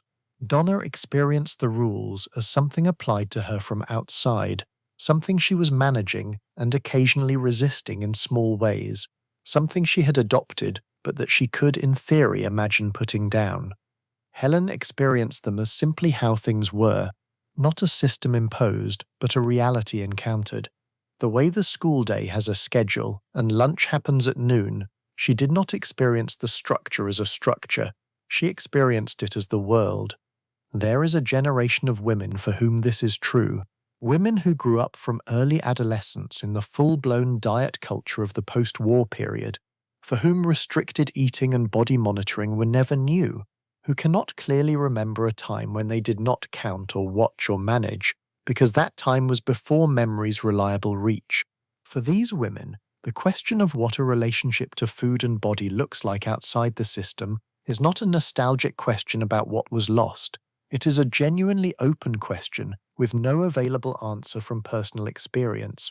Helen reads the new book she has purchased with the attention of a student, which she was, until recently, and which she still is in every cognitive respect. She is intelligent. She asks questions. She does not simply accept the advice without examination. She reads it and thinks about it and considers whether it fits what she knows. The problem is that what she knows, what her experience tells her, has been so thoroughly shaped by the diet culture from the beginning that the diet culture's advice seems to match experience in ways that feel like confirmation. She has been hungry, often. She has felt more and less in control of her eating at different times. She has noticed that after periods of restriction, she eats in ways that feel less considered, less chosen. The book addresses all of this. The book calls the eating after restriction a binge, and calls the binge a failure of willpower, and provides strategies for preventing the failure. The strategies involve more careful planning, more structure, more pre-commitment to the rules. Helen reads this and finds it plausible because she has noticed that more careful planning does seem to produce better results in the short term. She has not yet lived long enough with this pattern to see the longer shape of it. How the careful planning produces the restriction, produces the uncontrolled eating, produces the shame, produces the renewed careful planning. The loop, and the way the loop tightens over years rather than loosening. She is 22 and newly married and reading a diet book with the attention of a student, and she is going to be fine. She is going to be fine in the sense that she will get through the decade and the next one and the one after that, and she will be a real person with a full life. But there are things she is learning right now about herself and about her body and about the relationship between the two that she will spend years quietly unlearning, years she does not know about yet. On a Tuesday morning in 1958, with the book open on her kitchen table and the coffee getting cold and the system looking, from this angle, like it might finally work. The cottage cheese. I have been circling around the cottage cheese throughout this evening, and I think it deserves a moment of genuine attention, because it is such a perfect artifact of the era. Cottage cheese was the diet food of the 1950s, not in the way that certain products are marketed specifically as diet foods today, though it was also marketed that way, but in a deeper, more embedded way. It had become so associated with controlled eating, with careful femininity, with the apparatus of self-management, that it carried that meaning even when no one was explicitly invoking it. To choose cottage cheese was to communicate something about yourself. To choose it in public, at a lunch counter or a women's luncheon, was to perform a recognizable kind of virtue. It appeared in magazine diet plans with remarkable frequency. It was protein-rich, which satisfied the nutritional requirements of the era's thinking, and it was bland, which was somehow appropriate. The taste of restraint is not exciting, and cottage cheese in its plain form is not exciting. There is a cottage cheese and peach salad that appears in magazine diet recommendations so many times across the decade that I can only imagine it has been made in kitchens across America in such quantities as to constitute a genuinely significant portion of mid-century domestic history. The canned peach half, placed in a lettuce cup, the cottage cheese mounded beside it, the paprika sprinkled across the top for what the recipe writers always called color and interest, as if the problem of the cottage cheese was primarily an aesthetic one and paprika would solve it. The paprika did not solve it. But women ate the cottage cheese and canned peach, hundreds of thousands of them, at kitchen tables across the American suburbs, because the index card said to, because the magazine approved of it, because the doctor had noted the weight on the chart and adjusted the plan, because this was Tuesday lunch in 1954, and this is what Tuesday lunch looked like if you were doing it right. I want to stay with the texture of the hunger for a moment, because I think it is important, and because the historical record, understandably, tends not to linger there. The hunger is not the dramatic part of this story, but it was the constant part, the background condition, the hum beneath everything. Donna is hungry most afternoons, not the sharp, urgent hunger of not having eaten at all, but a lower frequency thing, a persistent signal that the body keeps sending without urgency because it has learned that urgency doesn't produce results. The hunger is just there. She has learned to work alongside it the way you work alongside mild background noise. She drinks water, which helps briefly. She has a cup of black coffee, which helps somewhat, and also sometimes makes the sensation sharper in a way that is uncomfortable. She moves through the afternoon laundry or the mopping or the letter she owes her sister, and the hunger is present in the way weather is present through a window, outside, acknowledged, not quite in the room but not quite not. Some afternoons are harder than others. The hard afternoons have a specific quality that women describe consistently across the oral histories, a kind of depletion that is not quite physical and not quite emotional, a grayness, not distress, nothing that would require attention or action, just a fading of the day's quality, a reduction in whatever it is that makes ordinary activities feel worth doing. The dishes washed not cheerfully or even neutrally, but merely completed. The hours between the index card's small allowed portions ticking forward at their own pace. She gets through the afternoon. That is what she does with it. She gets through. And then the children come home from school and the afternoon brightens, because the children are funny and they need things, and needing things is actually a relief. It gives the afternoon a direction, a set of objects. Her son needs help with arithmetic. Her daughter wants to tell her about something that happened at recess, an involved story with several characters, and a point that keeps nearly arriving but not quite getting there, the way 9-year-olds tell stories. Donna listens to all of it. She makes a snack for the children, graham crackers and peanut butter, a glass of milk, and she watches them eat it with something that might be pleasure or might be hunger, looking at what pleasure looks like from a distance. It is difficult to say. At 4:30 she begins making dinner. This is the domestic architecture of the 1950s in its most concentrated form. The woman in the kitchen, beginning the dinner that will be ready when her husband comes home at 5:30 or 6, cooking food she has spent months learning to prepare to a standard the culture requires, food that she will eat a managed portion of and clear away the rest. The kitchen is full of the smell of the chicken she is broiling, the green beans she is blanching, the dinner roll she will not eat. Her daughter is at the kitchen table doing homework. Her son has disappeared outside with the neighbor kids. The radio is on, a program she likes that is not quite music and not quite talk, something in between, a companionable sound. There is a moment sometimes when she is cooking, when the smell of the food and the warmth of the stove and the sound of the radio and the homework being done at the table come together into something she cannot quite name. A rightness of some kind, a fit between the hour and the activity, the ordinary machinery of a family day winding toward its evening. She loves her children, genuinely and specifically. She loves, in some complicated way that she could not fully articulate, this hour, the dinner hour, the smell of the house full of cooking. She loves some of what the decade has asked her to love. Not all of it, but some. That is true. It requires saying. These women were not simply unhappy, simply oppressed, simply victims of a culture that wanted them small. They were people, which means they contained multitudes, which means they found genuine pleasure and meaning in things that were also, simultaneously, sites of pressure and pain. The dinner she was cooking was a burden, and also something she was good at and took pride in. The home she maintained was a cage, and also a place she had shaped with her own preferences and care.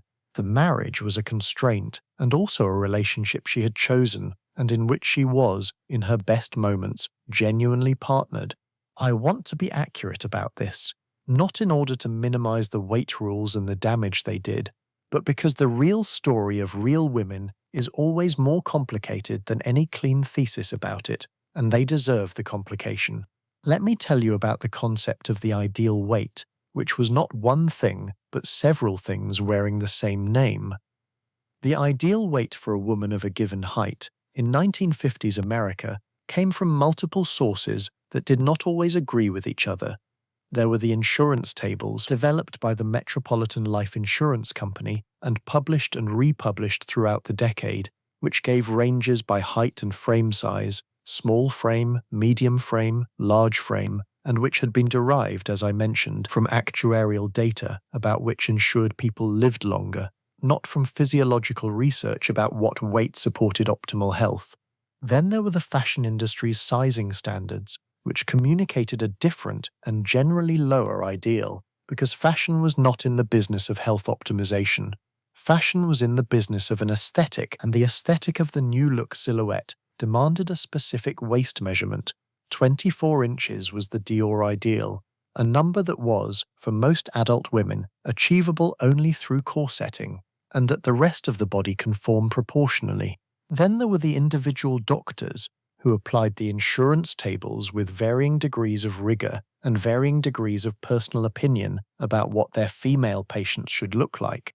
Then there were the magazines, which calibrated their advice to what their readers were willing to engage with and what their advertisers wanted them to pursue, which was always slightly more restriction than their readers were currently managing. And then there was the informal social standard, enforced through the neighbor's glance and the husband's comment and the mother's raised eyebrow at Thanksgiving, which was not a number at all but a feeling, the feeling of being looked at and found acceptable, or found slightly wanting, or found quite good, which was a different feeling from acceptable and had its own particular pleasure that is worth acknowledging even in this context.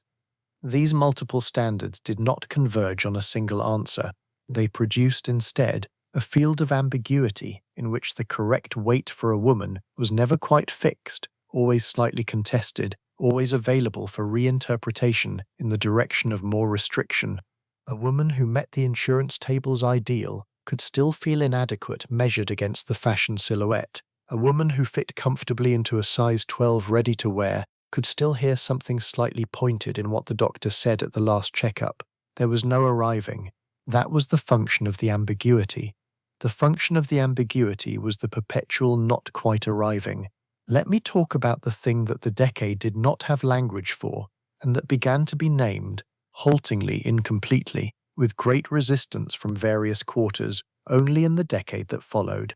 The eating disorder, as a concept recognizable in its current form, was largely absent from public consciousness in the 1950s. Anorexia nervosa had been a clinical diagnosis since the 19th century, but it was understood in medical circles as an unusual, somewhat puzzling condition affecting a small number of patients. The idea that it existed on a spectrum with behaviors that were widely culturally sanctioned, the 800-calorie diet, the girdle, the scale every morning, the social performance of restriction at dinner parties, this idea was not yet available. Or rather, it was available to a very small number of clinicians like Hilda Brooke, doing work at the edges of the mainstream, but it had not entered the broader conversation.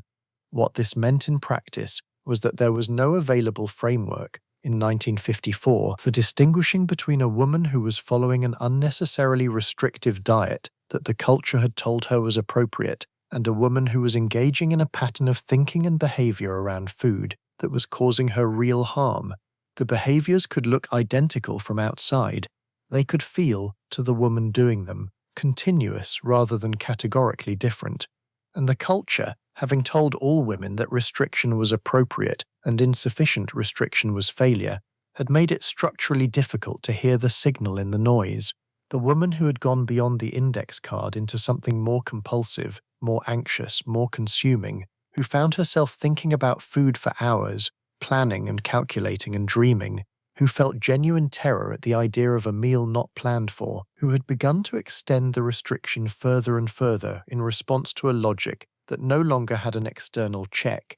She was, in the landscape of 1954, doing what women were supposed to do, only perhaps more thoroughly. Her intensity was the culture's intensity, turned inward and amplified. There is a particular heartbreak in that, which I don't want to overstate or understate. The diet culture harmed women across a spectrum, in different ways and to different degrees. For most women, most of the time, it produced chronic low-level restriction and the psychological weight of constant self-monitoring and a complicated relationship with food and appetite that persisted for decades. For some women, it produced or intersected with something more serious that occupied more of their inner life and cost more of their energy and required, eventually, more than better meal planning to address. And the culture could not see the difference or chose not to. Both were management. Both were discipline. The only question was degree. The women at the extreme end of this spectrum were largely invisible in the public record of the decade. The clinical literature existed in medical journals that housewives in Ohio did not read. The conversations that might have helped were not happening, because the vocabulary for them was not yet in common use. What was available, for a woman who felt that her relationship with food had taken on a quality she could not fully control, was the diet column in the magazine, which told her to try harder, and the doctor, who noted her weight approvingly if it was low and gave her more structure if it was not. The structure was the problem. The structure looked like the solution. I want to come at this from another angle now, from the angle of what people in the 1950s genuinely understood about nutrition and bodies, because I don't think it's fair to simply say they were wrong without trying to see what they were working with. The nutritional science of the 1950s was real science in the sense that it was conducted by genuine researchers using the methods available to them. It was also considerably less developed than the nutritional science of today, and some of what it had established as fact has since been substantially revised or overturned. The understanding of obesity, why bodies carry more weight, what produces the change, what interventions are effective in the long term, was genuinely limited in ways that the practitioners of the time did not always appreciate. The dominant framework was energy balance. Calories in, calories out, weight loss equals caloric deficit. This framework was not wrong in its basic arithmetic. It was incomplete in ways that mattered considerably for what happened when people tried to apply it to real bodies over long periods of time. What the framework did not adequately account for, the body's metabolic adaptation to restriction, which meant that a body eating 800 calories for an extended period would become more efficient at surviving on 800 calories, burning less, conserving more, making the deficit smaller. The hormonal and neurological systems that regulate hunger and satiety, which are considerably more complex than the model imagined, and which respond to restriction in ways that make the experience of hunger increasingly intense the longer the restriction continues. The genetic and individual variation in how bodies process and store energy, which meant that two women on identical plans would have genuinely different results, and the long-term data on restricted dieting, which was beginning to accumulate and which told a story the energy balance model did not predict. Most people who lose weight through caloric restriction gain it back. Not all of them, and not always at the same rate, but most.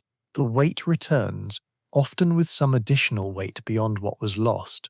The body, having been starved and then fed, has recalibrated towards storage in ways that are not simply reversible by resuming normal eating. This data existed in the 1950s in the margins of the field. It was not what the popular magazines were drawing on. It was not what most doctors had been trained to think about. The practical medicine of the era operated on the simpler model. You eat less, you lose weight, you keep eating less, you keep the weight off. The evidence of widespread long-term failure was available, but it was interpreted within the existing framework as evidence of failure on the part of the data rather than failure on the part of the intervention.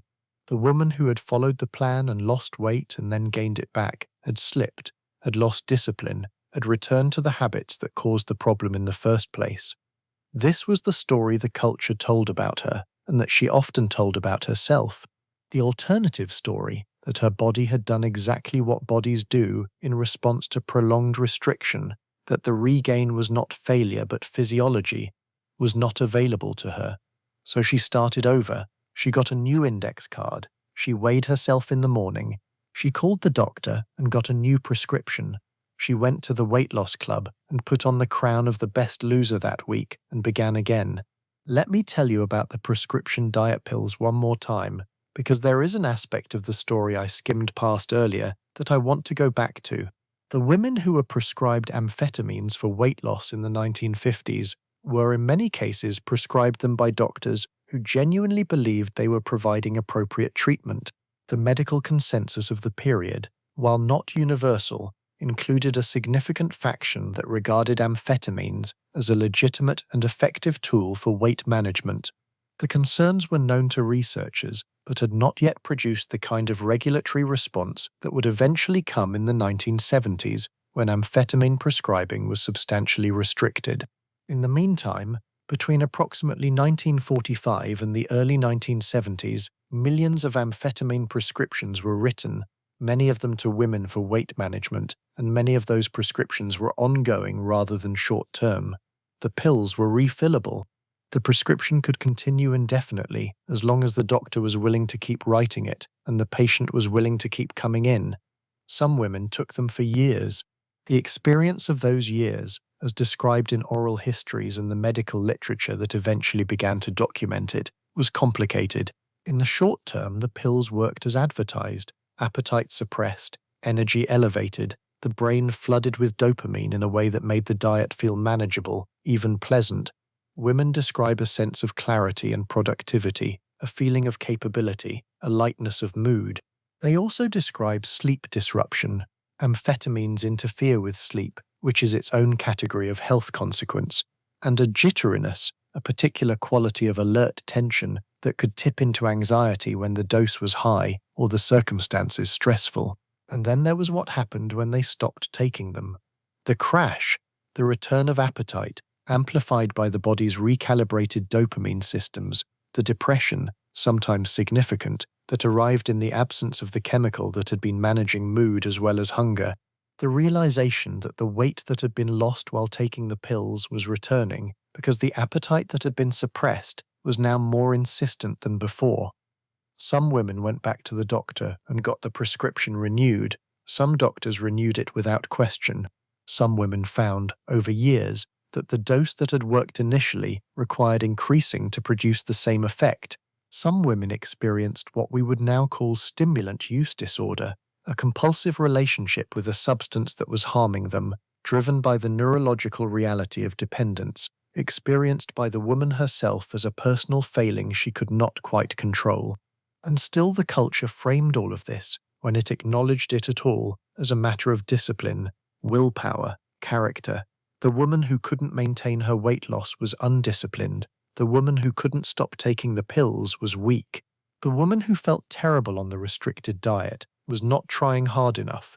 The pharmacological interventions of the 1950s and the cultural interventions of the 1950s were, in this sense, doing the same thing with different tools. They were treating the body as a problem requiring management and locating the responsibility for the management's success or failure in the individual woman's character. I've been thinking, as I've been telling you all of this, about a specific kind of conversation that did not happen in the 1950s, and that I think about when I consider what it would have meant for things to be different.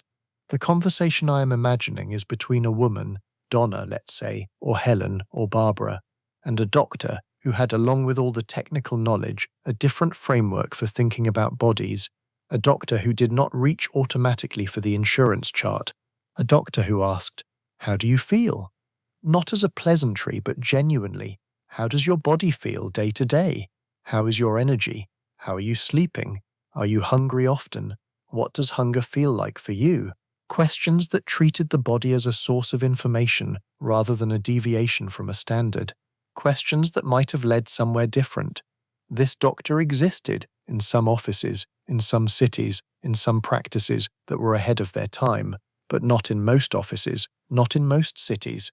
Not in the ordinary Tuesday morning world of a woman in suburban Ohio who was driving to her appointment because she had a headache and would come home with a note to watch her intake. The questions were not being asked because the framework did not generate them. You cannot ask questions that your framework has not made available. The framework of the era had placed the woman on one side of a line, managing well or managing poorly, and the doctor's job was to help her manage better. The question of whether the management framework itself was causing harm was not in the room. One of the things the 1950s did extremely well, along with the split-level houses and the appliances and the television shows and the general machinery of domestic aspirational life, was suppress the question of whether the framework was causing harm. The question was there, somewhere. It surfaced in the tired letters to the magazine, in the headaches and the fatigue, in the woman at the kitchen sink with the indescribable flatness in her chest. But the culture had a very thorough mechanism for redirecting the question. When the framework was causing harm, the harm was attributed to the individual's performance within the framework rather than to the framework itself. You were not managing well enough. You needed more discipline, more consistency, a better plan. The framework itself was fine. The framework was simply the truth about what a woman's body required. This mechanism, reattributing structural failure to individual failing, is not unique to the 1950s. It appears in many contexts in many eras, but the 1950s were particularly accomplished at it because the individual failing in question, the insufficient willpower, the inadequate discipline, was so thoroughly moralized. It was not just a practical problem to be solved with better information, it was a character issue, and character issues are resistant to structural analysis in a way that practical problems are not, because once something has been defined as about who you are rather than about what has been done to you, it becomes much harder to trace back to its origins. The women of this era were, in significant numbers, intelligent and perceptive and genuinely trying to understand their own experience. They wrote letters, they kept diaries, they talked to each other over the fence, and the understanding they were reaching, slowly, through the evidence of their own lives, was that something was not quite right with the picture they were being shown. The path that was offered did not lead where the map said it led. The goal was always slightly further than the last successful step. The discipline that was supposed to be freeing felt, from the inside, like something other than freedom. That understanding was not yet, in 1954, a social movement or a cultural critique. It was just a private knowing that individual women carried, shared sometimes in backfence conversations, expressed obliquely in letters that the magazine replied to inadequately. A knowing without a name, looking for the vocabulary it needed. The vocabulary was coming, slowly, from many directions at once. Academic researchers and clinical practitioners and a few writers who were paying careful attention to what women were saying, and then a book, and then a decade that changed things in ways both real and incomplete, and then another decade, and then the long, unglamorous, never quite finished work of changing what a culture believes about bodies and worth, and the story a woman tells about herself when she stands in front of the mirror. That work is still being done. I say that not in despair, but in the spirit of honesty. The project is not finished. The pressures have changed form, found new channels, recruited new vocabularies, but the basic architecture, body as problem, management as virtue, the number on a scale as a verdict, is still recognizable. The 1950s did not create it, and the decades since have not destroyed it. What they have done is create more room to question it, more language to name it, more people who have heard the question and found it resonant. That is something. It is not everything, but it is something, and it is worth acknowledging. Let me take you back to the physical world of the decade, because I have been spending time in the interior, and I want to return to the texture of rooms and objects and light, which is where history actually lives when it is most honest about itself. The kitchen of a 1954 suburban home was a specific thing, not generic. The post-war kitchen was the result of an enormous amount of design and marketing effort aimed at making it a place of pride rather than a place of labor, a room that announced something about the family that lived in it, that communicated modernity and prosperity and the correct relationship to the new technology of the household. The new refrigerator, upright and roomy, with a separate freezer compartment. This was not just storage, it was a statement. The electric range with its smooth cooktop and the clock built into the back panel, the gleaming countertop, formica or laminate in the pale colors the decade favored, cream, light green, a particular shade of yellow that has become retrospectively iconic. Into this kitchen, which had been designed and sold as a kind of theatre of domestic achievement, Donna brought her index card every morning. The card existed in the kitchen the way a stage direction exists in a script, invisible to anyone watching but structuring everything that happened. The refrigerator held both the family's food and her food, which were not the same food. Her food occupied a specific portion of a specific shelf: the container of cottage cheese, the grapefruit, the celery sticks and a glass of water to keep them crisp, the small portion of chicken she had set aside from last night's dinner. The family's food was everywhere else: the whole milk, the leftover macaroni from Tuesday, Frank's lunch things, the children's snacks. She moved through the refrigerator every morning with the practiced efficiency of someone who has learned not to look at what she is not going to eat, the way you might learn, in a cluttered room, to navigate the path without registering the details on either side. This is a small thing. It is also not a small thing, the daily management of one's own gaze in one's own kitchen. The counter held the scale, not the bathroom scale, but the kitchen scale, a mechanical thing with a round face and a needle, used for weighing portions with the same precision that Donna applied to the calorie count. 3 ounces of chicken was 3 ounces of chicken, not approximately 3. The kitchen scale had been a Christmas gift from her mother-in-law, who had given it with the particular kind of thoughtfulness that doubles as comment. It was a practical gift. Donna used it daily. She had decided not to have feelings about who had given it. The kitchen is where the television advertising found her too, through the small portable television set that Frank had moved into the kitchen so Donna could watch the daytime programs while she worked, a gesture that was both generous and entirely designed around the assumption that her working hours would be spent in the kitchen. The daytime programming in the early 1950s included both the serial dramas, soap operas which had migrated from radio and brought their audience with them, and the cooking demonstrations, the household management segments, the advertisements that ran in clusters every quarter hour. The advertising that ran during these daytime programs was aimed at her, specifically at her, not at a general audience but at a woman in a kitchen in the late morning who was the primary purchasing agent for her household, and whose purchasing decisions the companies had spent considerable money trying to understand and influence. The advertising researchers knew things about Donna, not Donna specifically, but the category of woman she represented, that were quite precise. They knew she was anxious about her home's cleanliness and her children's nutrition and her husband's happiness and her own appearance. They knew these anxieties could be activated and directed toward products. They had been doing it for years, and they were good at it. The weight loss products that advertised during daytime television in the 1950s were, in terms of the range of their claims, remarkable. Products that promised to reduce the appetite naturally, products that contained thyroid extract, actual desiccated thyroid hormone, which did accelerate metabolism but also carried cardiovascular risks that were not discussed in the advertisement, products that were essentially laxatives, marketed under euphemistic names that emphasized their cleansing properties, products that were simply mildly diuretic, producing weight loss through water loss that would reverse within days and had no long-term effect on body composition. These products were not regulated the way drugs are regulated. They occupied a space between food and medicine that existed in the 1950s in a relatively permissive regulatory environment. A company could make significant claims about a product's effectiveness without the kind of clinical evidence that would be required today, and the companies made the claims because the claims sold products, because the market was large and motivated and had been carefully cultivated to believe that a product existed that would solve the problem.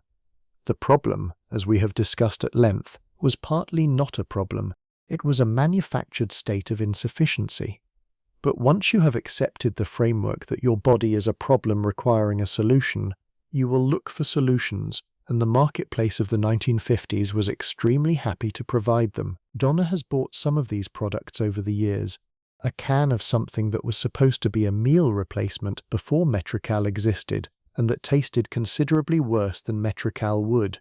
A box of crackers labeled as a diet cracker that turned out to be simply an undersized cracker. A bottle of tablets that the label described as natural appetite support, and that were, as far as she could tell, made primarily of kelp and enthusiasm. None of them produced durable change. The appetite that she managed with each of them was temporarily managed and then returned, as appetites do, because the appetite was not the problem. She knows this in some part of herself that does not have clear language yet. She knows the products don't work in any lasting way. But she bought them because the buying was part of the project. The project required continuous effort and continuous tools, and the alternative to buying the next promising thing was admitting that the project itself might be the problem.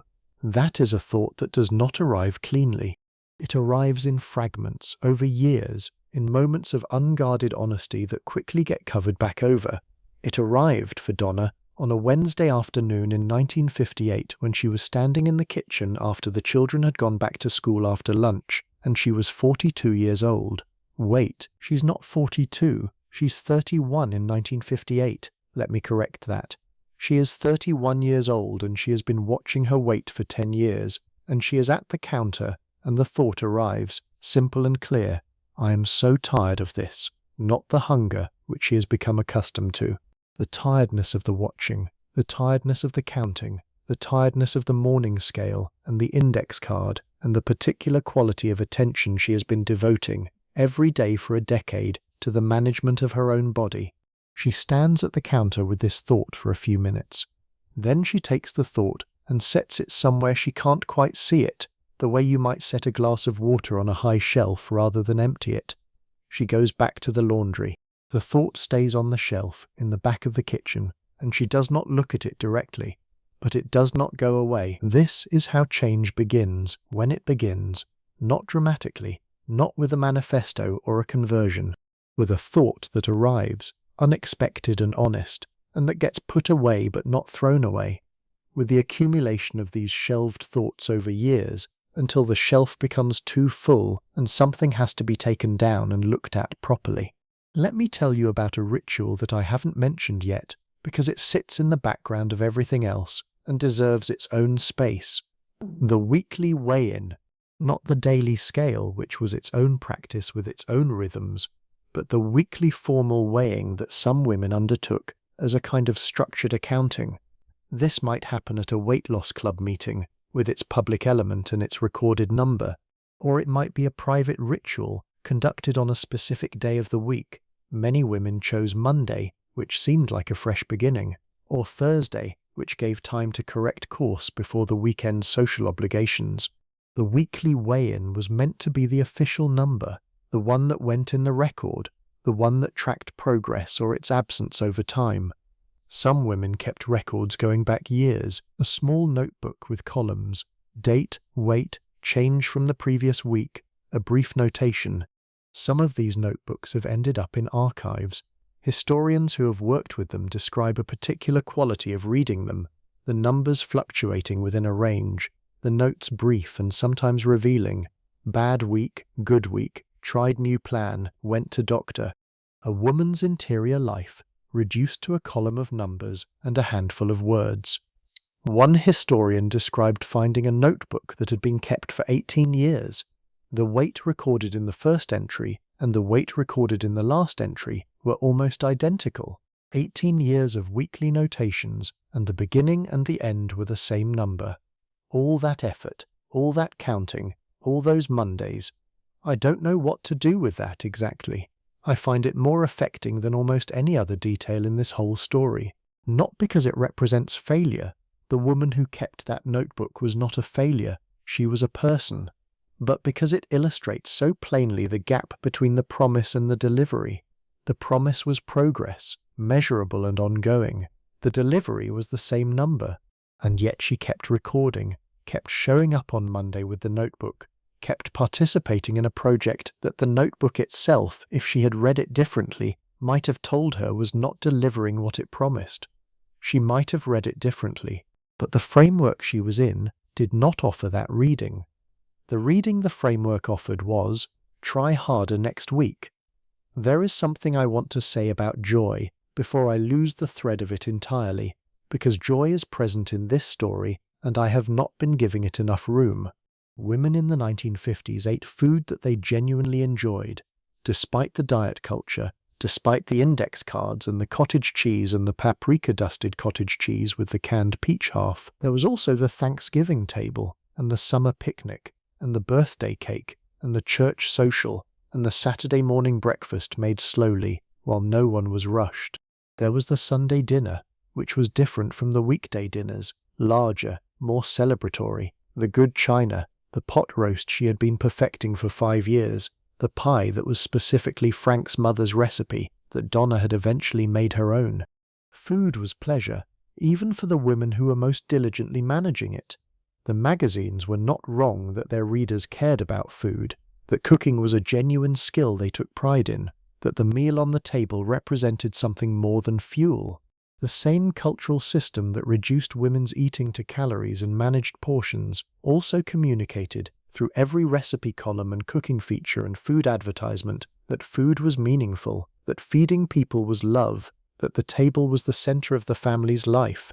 The women who were most caught in the diet culture's machinery were often the ones who cared most about food, who found genuine pleasure in cooking, who were skilled at it, who loved feeding their families. The restriction was in conflict with this, and the conflict was not comfortable to live inside. Donna loves to cook. I want to say that plainly because I've been describing her relationship with food primarily through restriction, and I don't want to leave her only in the index card. She has a genuine facility with it, an instinct for flavor and timing that comes from years of attention and from something harder to name, a natural sense of how things go together. She can tell when a sauce needs more acid before she tastes it, by the smell. She knows how long the pie crust wants before it gives up its stiffness and goes cooperatively into the tin. These abilities brought her real pleasure, and she exercised them for her family every day, and the pleasure and the restriction sat alongside each other in the same kitchen and in the same person, and the tension between them was something she carried without always acknowledging it directly. That tension, between the love of food and the obligation to restrict, was not unique to Donna. It was structural, built into the contradictory demands the decade placed on women simultaneously. Be an excellent cook, maintain your figure, feed your family abundantly, manage your intake carefully, take pride in the table you set, do not eat from it freely. These demands were simply presented as compatible, as though they did not point in opposite directions. And women, who are not in general less intelligent than anyone else, and who could feel quite clearly that the demands pointed in opposite directions, were required to hold the contradiction without naming it, because naming it would require deciding which demand to prioritize, and both demands had significant social weight, and there was no cultural permission to set one down. Some women found quiet ways to resolve the tension that were entirely their own. A woman who would not eat dessert at the dinner party, but who made herself a piece of pie at 10 in the evening after the children were in bed, alone in the kitchen, standing at the counter, eating with her fingers over the sink, not performing, not being managed, just eating the pie because she wanted the pie. This detail comes from an oral history interview, and it has stayed with me since I first encountered it because of the particular quality of both freedom and secrecy in the image. The pie in the kitchen after everyone was asleep. The not quite transgression of it. The pie that did not count because there was no one there to count it. This is not a pathology. This is a person finding a small private space inside a system that did not have a legitimate space for her ordinary human desire. It is an adaptation. It is also, in the context of the decade, almost an act of resistance, the refusal, in that quiet kitchen, of the framework that had no room for her wanting the pie. She puts the plate in the sink. She goes to bed. In the morning she steps on the scale. Let me tell you about the spring of 1959, when the first commercial diet food products began arriving in supermarkets in substantial variety, and the change this produced in the landscape of managed eating. Before this moment, the diet food market had been relatively limited. Saccharin existed as an alternative sweetener and had been in use since the late 19th century, though its reputation cycled through periods of acceptability and concern over the decades. Certain low-calorie canned goods existed. But the large-scale development of specifically diet-labeled versions of common grocery products, the diet soda, the low-calorie dressing, the reduced-fat dairy product, this began in earnest in the late 1950s and accelerated through the 1960s. The diet food industry understood, correctly, that the market of women managing their caloric intake was large and loyal and willing to pay a premium for products that reduced the labor of calculation. If the dressing already had fewer calories, you did not need to measure it as precisely. If the soda was labeled diet, you did not need to calculate whether it fit the index card. The product had already been managed for you, which was a form of service, and also a form of continued participation in the system. Every diet product purchased reinforced the framework that required diet products. The first mass-market diet soda was Royal Crown Cola's Diet Right, introduced in 1958. It was sweetened with cyclamate, which at the time had been approved as safe and which would later be banned in the United States after contested studies, but the regulatory process was cautious, suggested potential health concerns. But in 1958 and 1959, Diet Right was a revelation to the women who found it in the grocery store. You could have a sweet drink, a cold, bubbly, satisfying drink with 0 calories. You did not have to give up the pleasure of the soda. You could have the form of the pleasure without the calories. The principle of the diet food, pleasurable form, restricted content, became one of the organizing ideas of the commercial diet industry and has remained so ever since.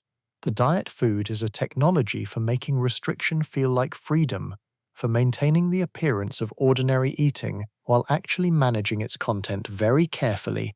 It is a sophisticated piece of cultural engineering, and it was in its early stages in the late 1950s but would become an enormous industry over the decades that followed. Donna tried Diet Right in the summer of 1959. She liked it, reasonably. It did not taste quite like the regular cola she occasionally allowed herself, but it was close enough, and it was on the index card without any calculation. She bought it regularly for a year, and then she stopped buying it because she read something in a magazine that suggested the sweetener might be questionable, and she did not want to be the kind of person who added a health risk to her diet management in pursuit of the pleasure of a soda. The calculus of risks and benefits had become sufficiently complex that even her pleasures required investigation. I think about that. The pleasure that requires investigation, the enjoyment that comes with a small anxiety about whether the enjoyment itself is allowable, and I recognize it as something that has not gone away with the decade. The pleasure that wants permission, the food that needs to be earned or justified or contextualized before it can simply be enjoyed. That is a particular way of relating to food and to the self that the 1950s did not invent, but substantially deepened and normalized for a generation of women. And it got transmitted. Daughters watched mothers. Young women absorbed the habits of women slightly older than them. The framework propagated through observation and imitation and the quiet instruction of daily example, even when no one was explicitly teaching it. This is how culture works. This is how it always works. The transmission happens below the level of explicit statement. You learn what normal looks like before you are old enough to question whether normal is right. There was a woman who taught at the local school, not a character I have introduced, a new one, let's call her Mrs. Doyle, Margaret Doyle, who taught 5th grade and was not married and ate lunch in her classroom by herself, which was both a choice and a circumstance, since the school's social architecture made the faculty lounge a complex space for a single woman to navigate. She brought her lunch in a brown bag, and she ate it at her desk while she marked papers, and what she brought was spare and careful: a small sandwich on one piece of bread folded over, an apple, a small bottle of water. Margaret Doyle is not a woman you know about. She did not write letters to magazines. She did not keep a diet notebook. She is in this story because she was there, because there were thousands of women like her, single, professional, navigating the diet culture slightly differently than the housewives, because her situation was slightly different, and because her experience illuminates something the housewife story does not quite capture. For Margaret, the weight management was less about her husband's opinion and more about the job. not the job's explicit requirements. The school had no weight policy, nothing so crude as that, but the ambient social evaluation that governed how a professional woman was perceived in 1955, which included her appearance, and which included, specifically, whether she looked like she was managing herself adequately. A single woman who did not look after her figure was making a statement, however unconsciously, and the statement was legible in ways she might prefer it not to be. It said something about her discipline, her standards, her relationship to the expectations that surrounded her.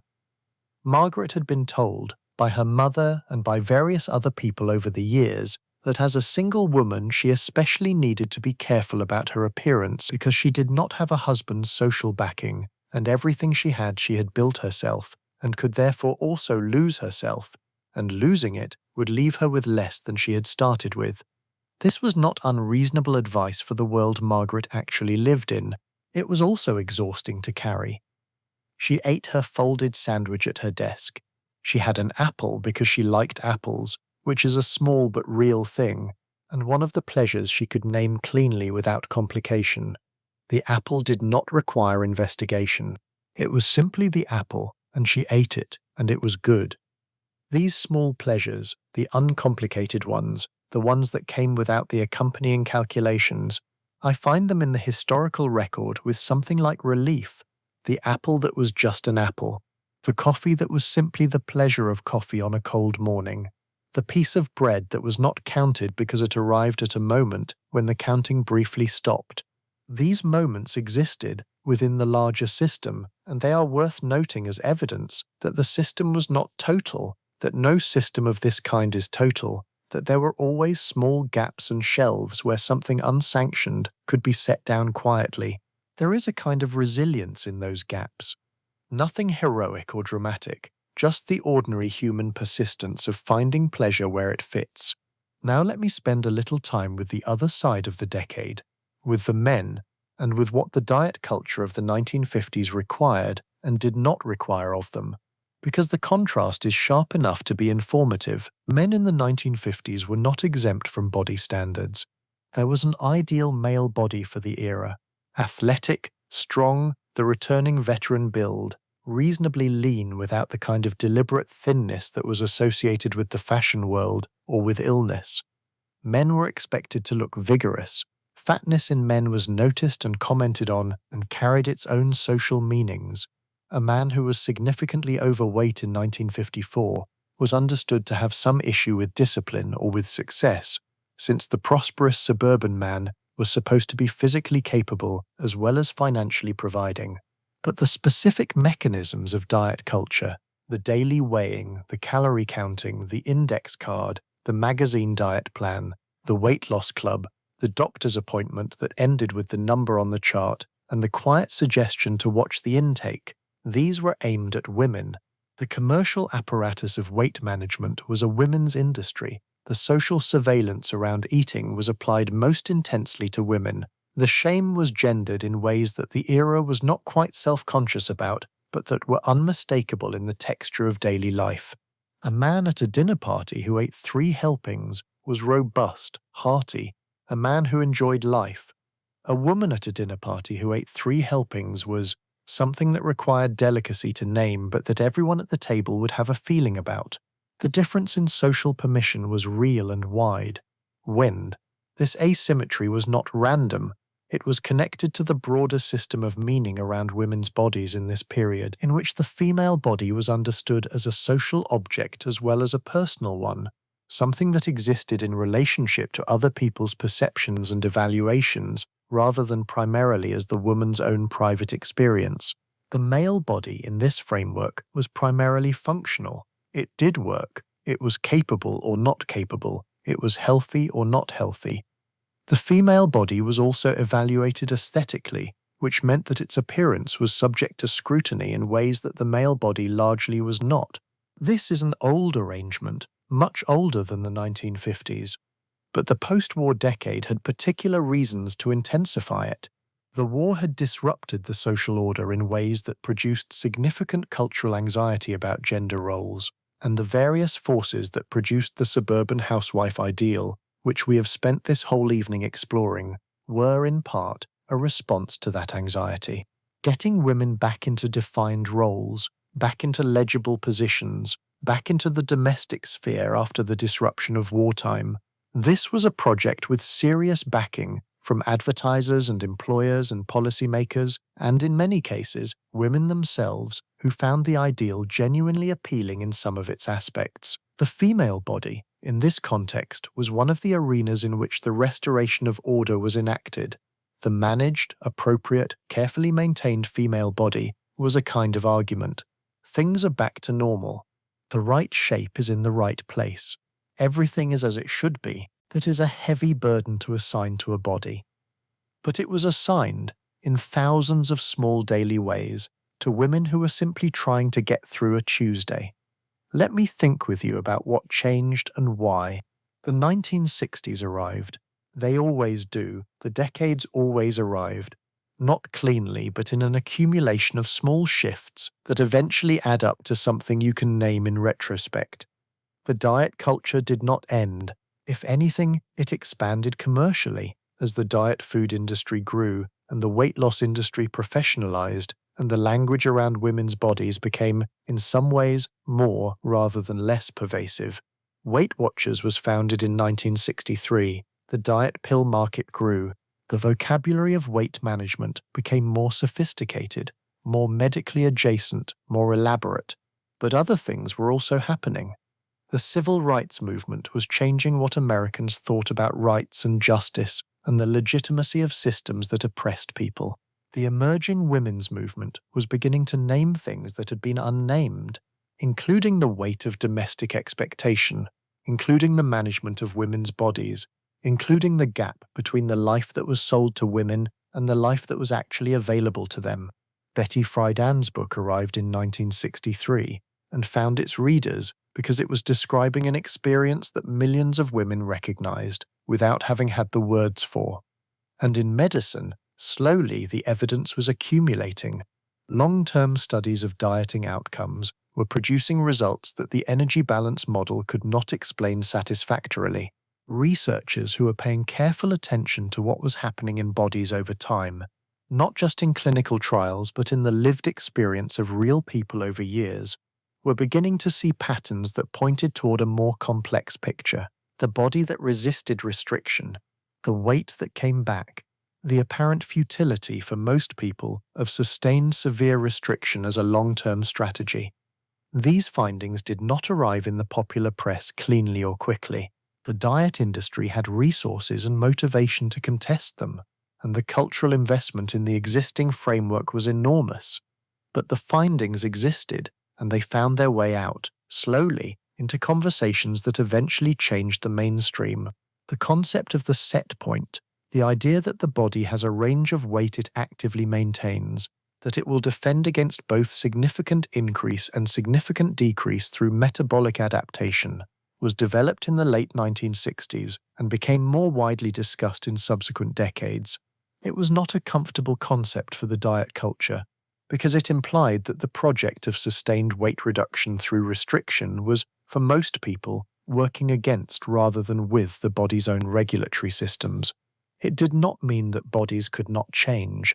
It meant that the change was considerably more complicated than eat less, lose weight, and it meant that the moral framing of the project, discipline equals success, indiscipline equals failure, was not an accurate description of what was actually happening. This is still a contested area of research, and I want to be accurate about that.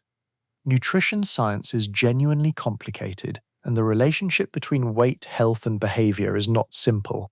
But the simple model, the one that generated the 800-calorie plan and the doctor's comment about the insurance chart, that model had been significantly complicated by the end of the 1960s, even if it retained enormous cultural currency for decades beyond. Donna, in whatever year it is now, is somewhere in her 40s. The children are growing up. Frank is at the office. The television shows that defined the early part of the decade have been replaced by new shows with slightly different families and slightly different hairstyles and, gradually, slightly different kinds of women. Something is shifting, though it is shifting too slowly and unevenly to feel like revolution from the inside. It just feels like the air having changed very slightly, like the windows being opened a crack. She makes herself toast in the morning with butter. Real butter, not the measured portion on the index card. Just the toast and the butter and the cup of coffee, black still. She has never quite gone back to the milk. She eats the toast and looks out the window above the sink at the yard, which needs work in the corner by the fence. Her daughter is 17 now and has opinions about things that would have been unusual for a girl of her age a decade ago. And Donna sometimes finds these opinions alarming and sometimes finds them, in a way she could not have predicted, quietly fortifying. Her daughter does not own a kitchen scale. Donna notices this the way you notice a small absence that turns out to mean something, though you could not have said in advance that it would. Her daughter does not own a kitchen scale and has not asked for one, and shows no signs of considering the kitchen scale something that should be in her possession. This is not a statement, not a rebellion. It is simply a generation that grew up next to a slightly different set of default assumptions. Very slightly different. Not revolutionarily different, but slightly. And in that slight difference, something. The possibility, still being worked out, of a different relationship between a woman and her kitchen, between a woman and her appetite, between a woman and the number on a scale, not a certain different future, not a guaranteed improvement, just the crack of different air coming in through the window that someone somewhere thought to open. The work of understanding what happened to women's bodies in the 1950s and what has continued to happen in the decades since, in different forms and with different vocabularies, is not finished. The women who lived it are aging now, or they have died, and with them go the particular textures of their experience, the specific quality of the Tuesday morning in 1954, the precise feeling of the number on the scale that shaped the day. The archives have what the archives have. The oral histories captured what they captured. The letters and the diaries and the notebooks with their columns of numbers and their brief notations, these are what remains. And what remains is enough to know that real people navigated an impossible set of requirements with real skill and real cost, that they found genuine pleasure in their lives alongside the genuine difficulty, that they were larger than the system that tried to define them, even when the system was most successful at making them feel small, that many of them knew, somewhere, that something was not right, that the project was not what it claimed to be, that the goal receded as they approached it, that the tiredness was telling them something the magazine was not equipped to hear. They knew. Some of them acted on the knowing. Most of them kept the knowing on a shelf and kept going, because keeping going was what they had, and it was not nothing. That is the part of the story I wanted to tell, the keeping going part, the ordinary daily human persistence in the face of a world that asked more than it gave back. The Tuesday morning and the index card and the black coffee and the grapefruit, halved and sectioned with care, the knife making its clean pass through the flesh of the fruit in a kitchen that smelled of the family's breakfast and someone else's plans for someone's body. She has her system. She makes it work. She gets through Tuesday. And now, here, at whatever late hour this finds you, I am going to let you rest. I have been holding your company for a while tonight, a long while, and I am grateful for it, genuinely, in the way that you are grateful when someone sits still with a complicated story and lets it breathe. These women deserve that. They deserve to be held as full people, with full lives, inside the complicated world they were given. Not simplified into either victims or heroines. Just people, trying, getting through, carrying things, noticing things, finding the apple that was just an apple, and eating it without calculation, standing at the sink with the indescribable flatness, and then going back to the laundry, writing the index card for tomorrow, and then turning out the kitchen light. The history is in those ordinary moments as much as anywhere, maybe more than anywhere. Tonight, wherever you are, in whatever room, in whatever hour, under whatever blanket or sheet, or nothing at all, I hope you can let everything you're carrying sit very still for a while. You don't have to solve anything tonight. You don't have to assess anything tonight. You don't have to look at anything more closely than feels comfortable. Just this. The weight of the day lifting, a little, the way weight does when you stop carrying it for a moment. Just the quiet and the dark and the body that has brought you this far and is asking only to rest. I'll be here next time with another story, another world, another room full of ordinary, remarkable people just trying to get through their Tuesday. It always was my favorite part of history, the Tuesday part, the part nobody talks about. Good night.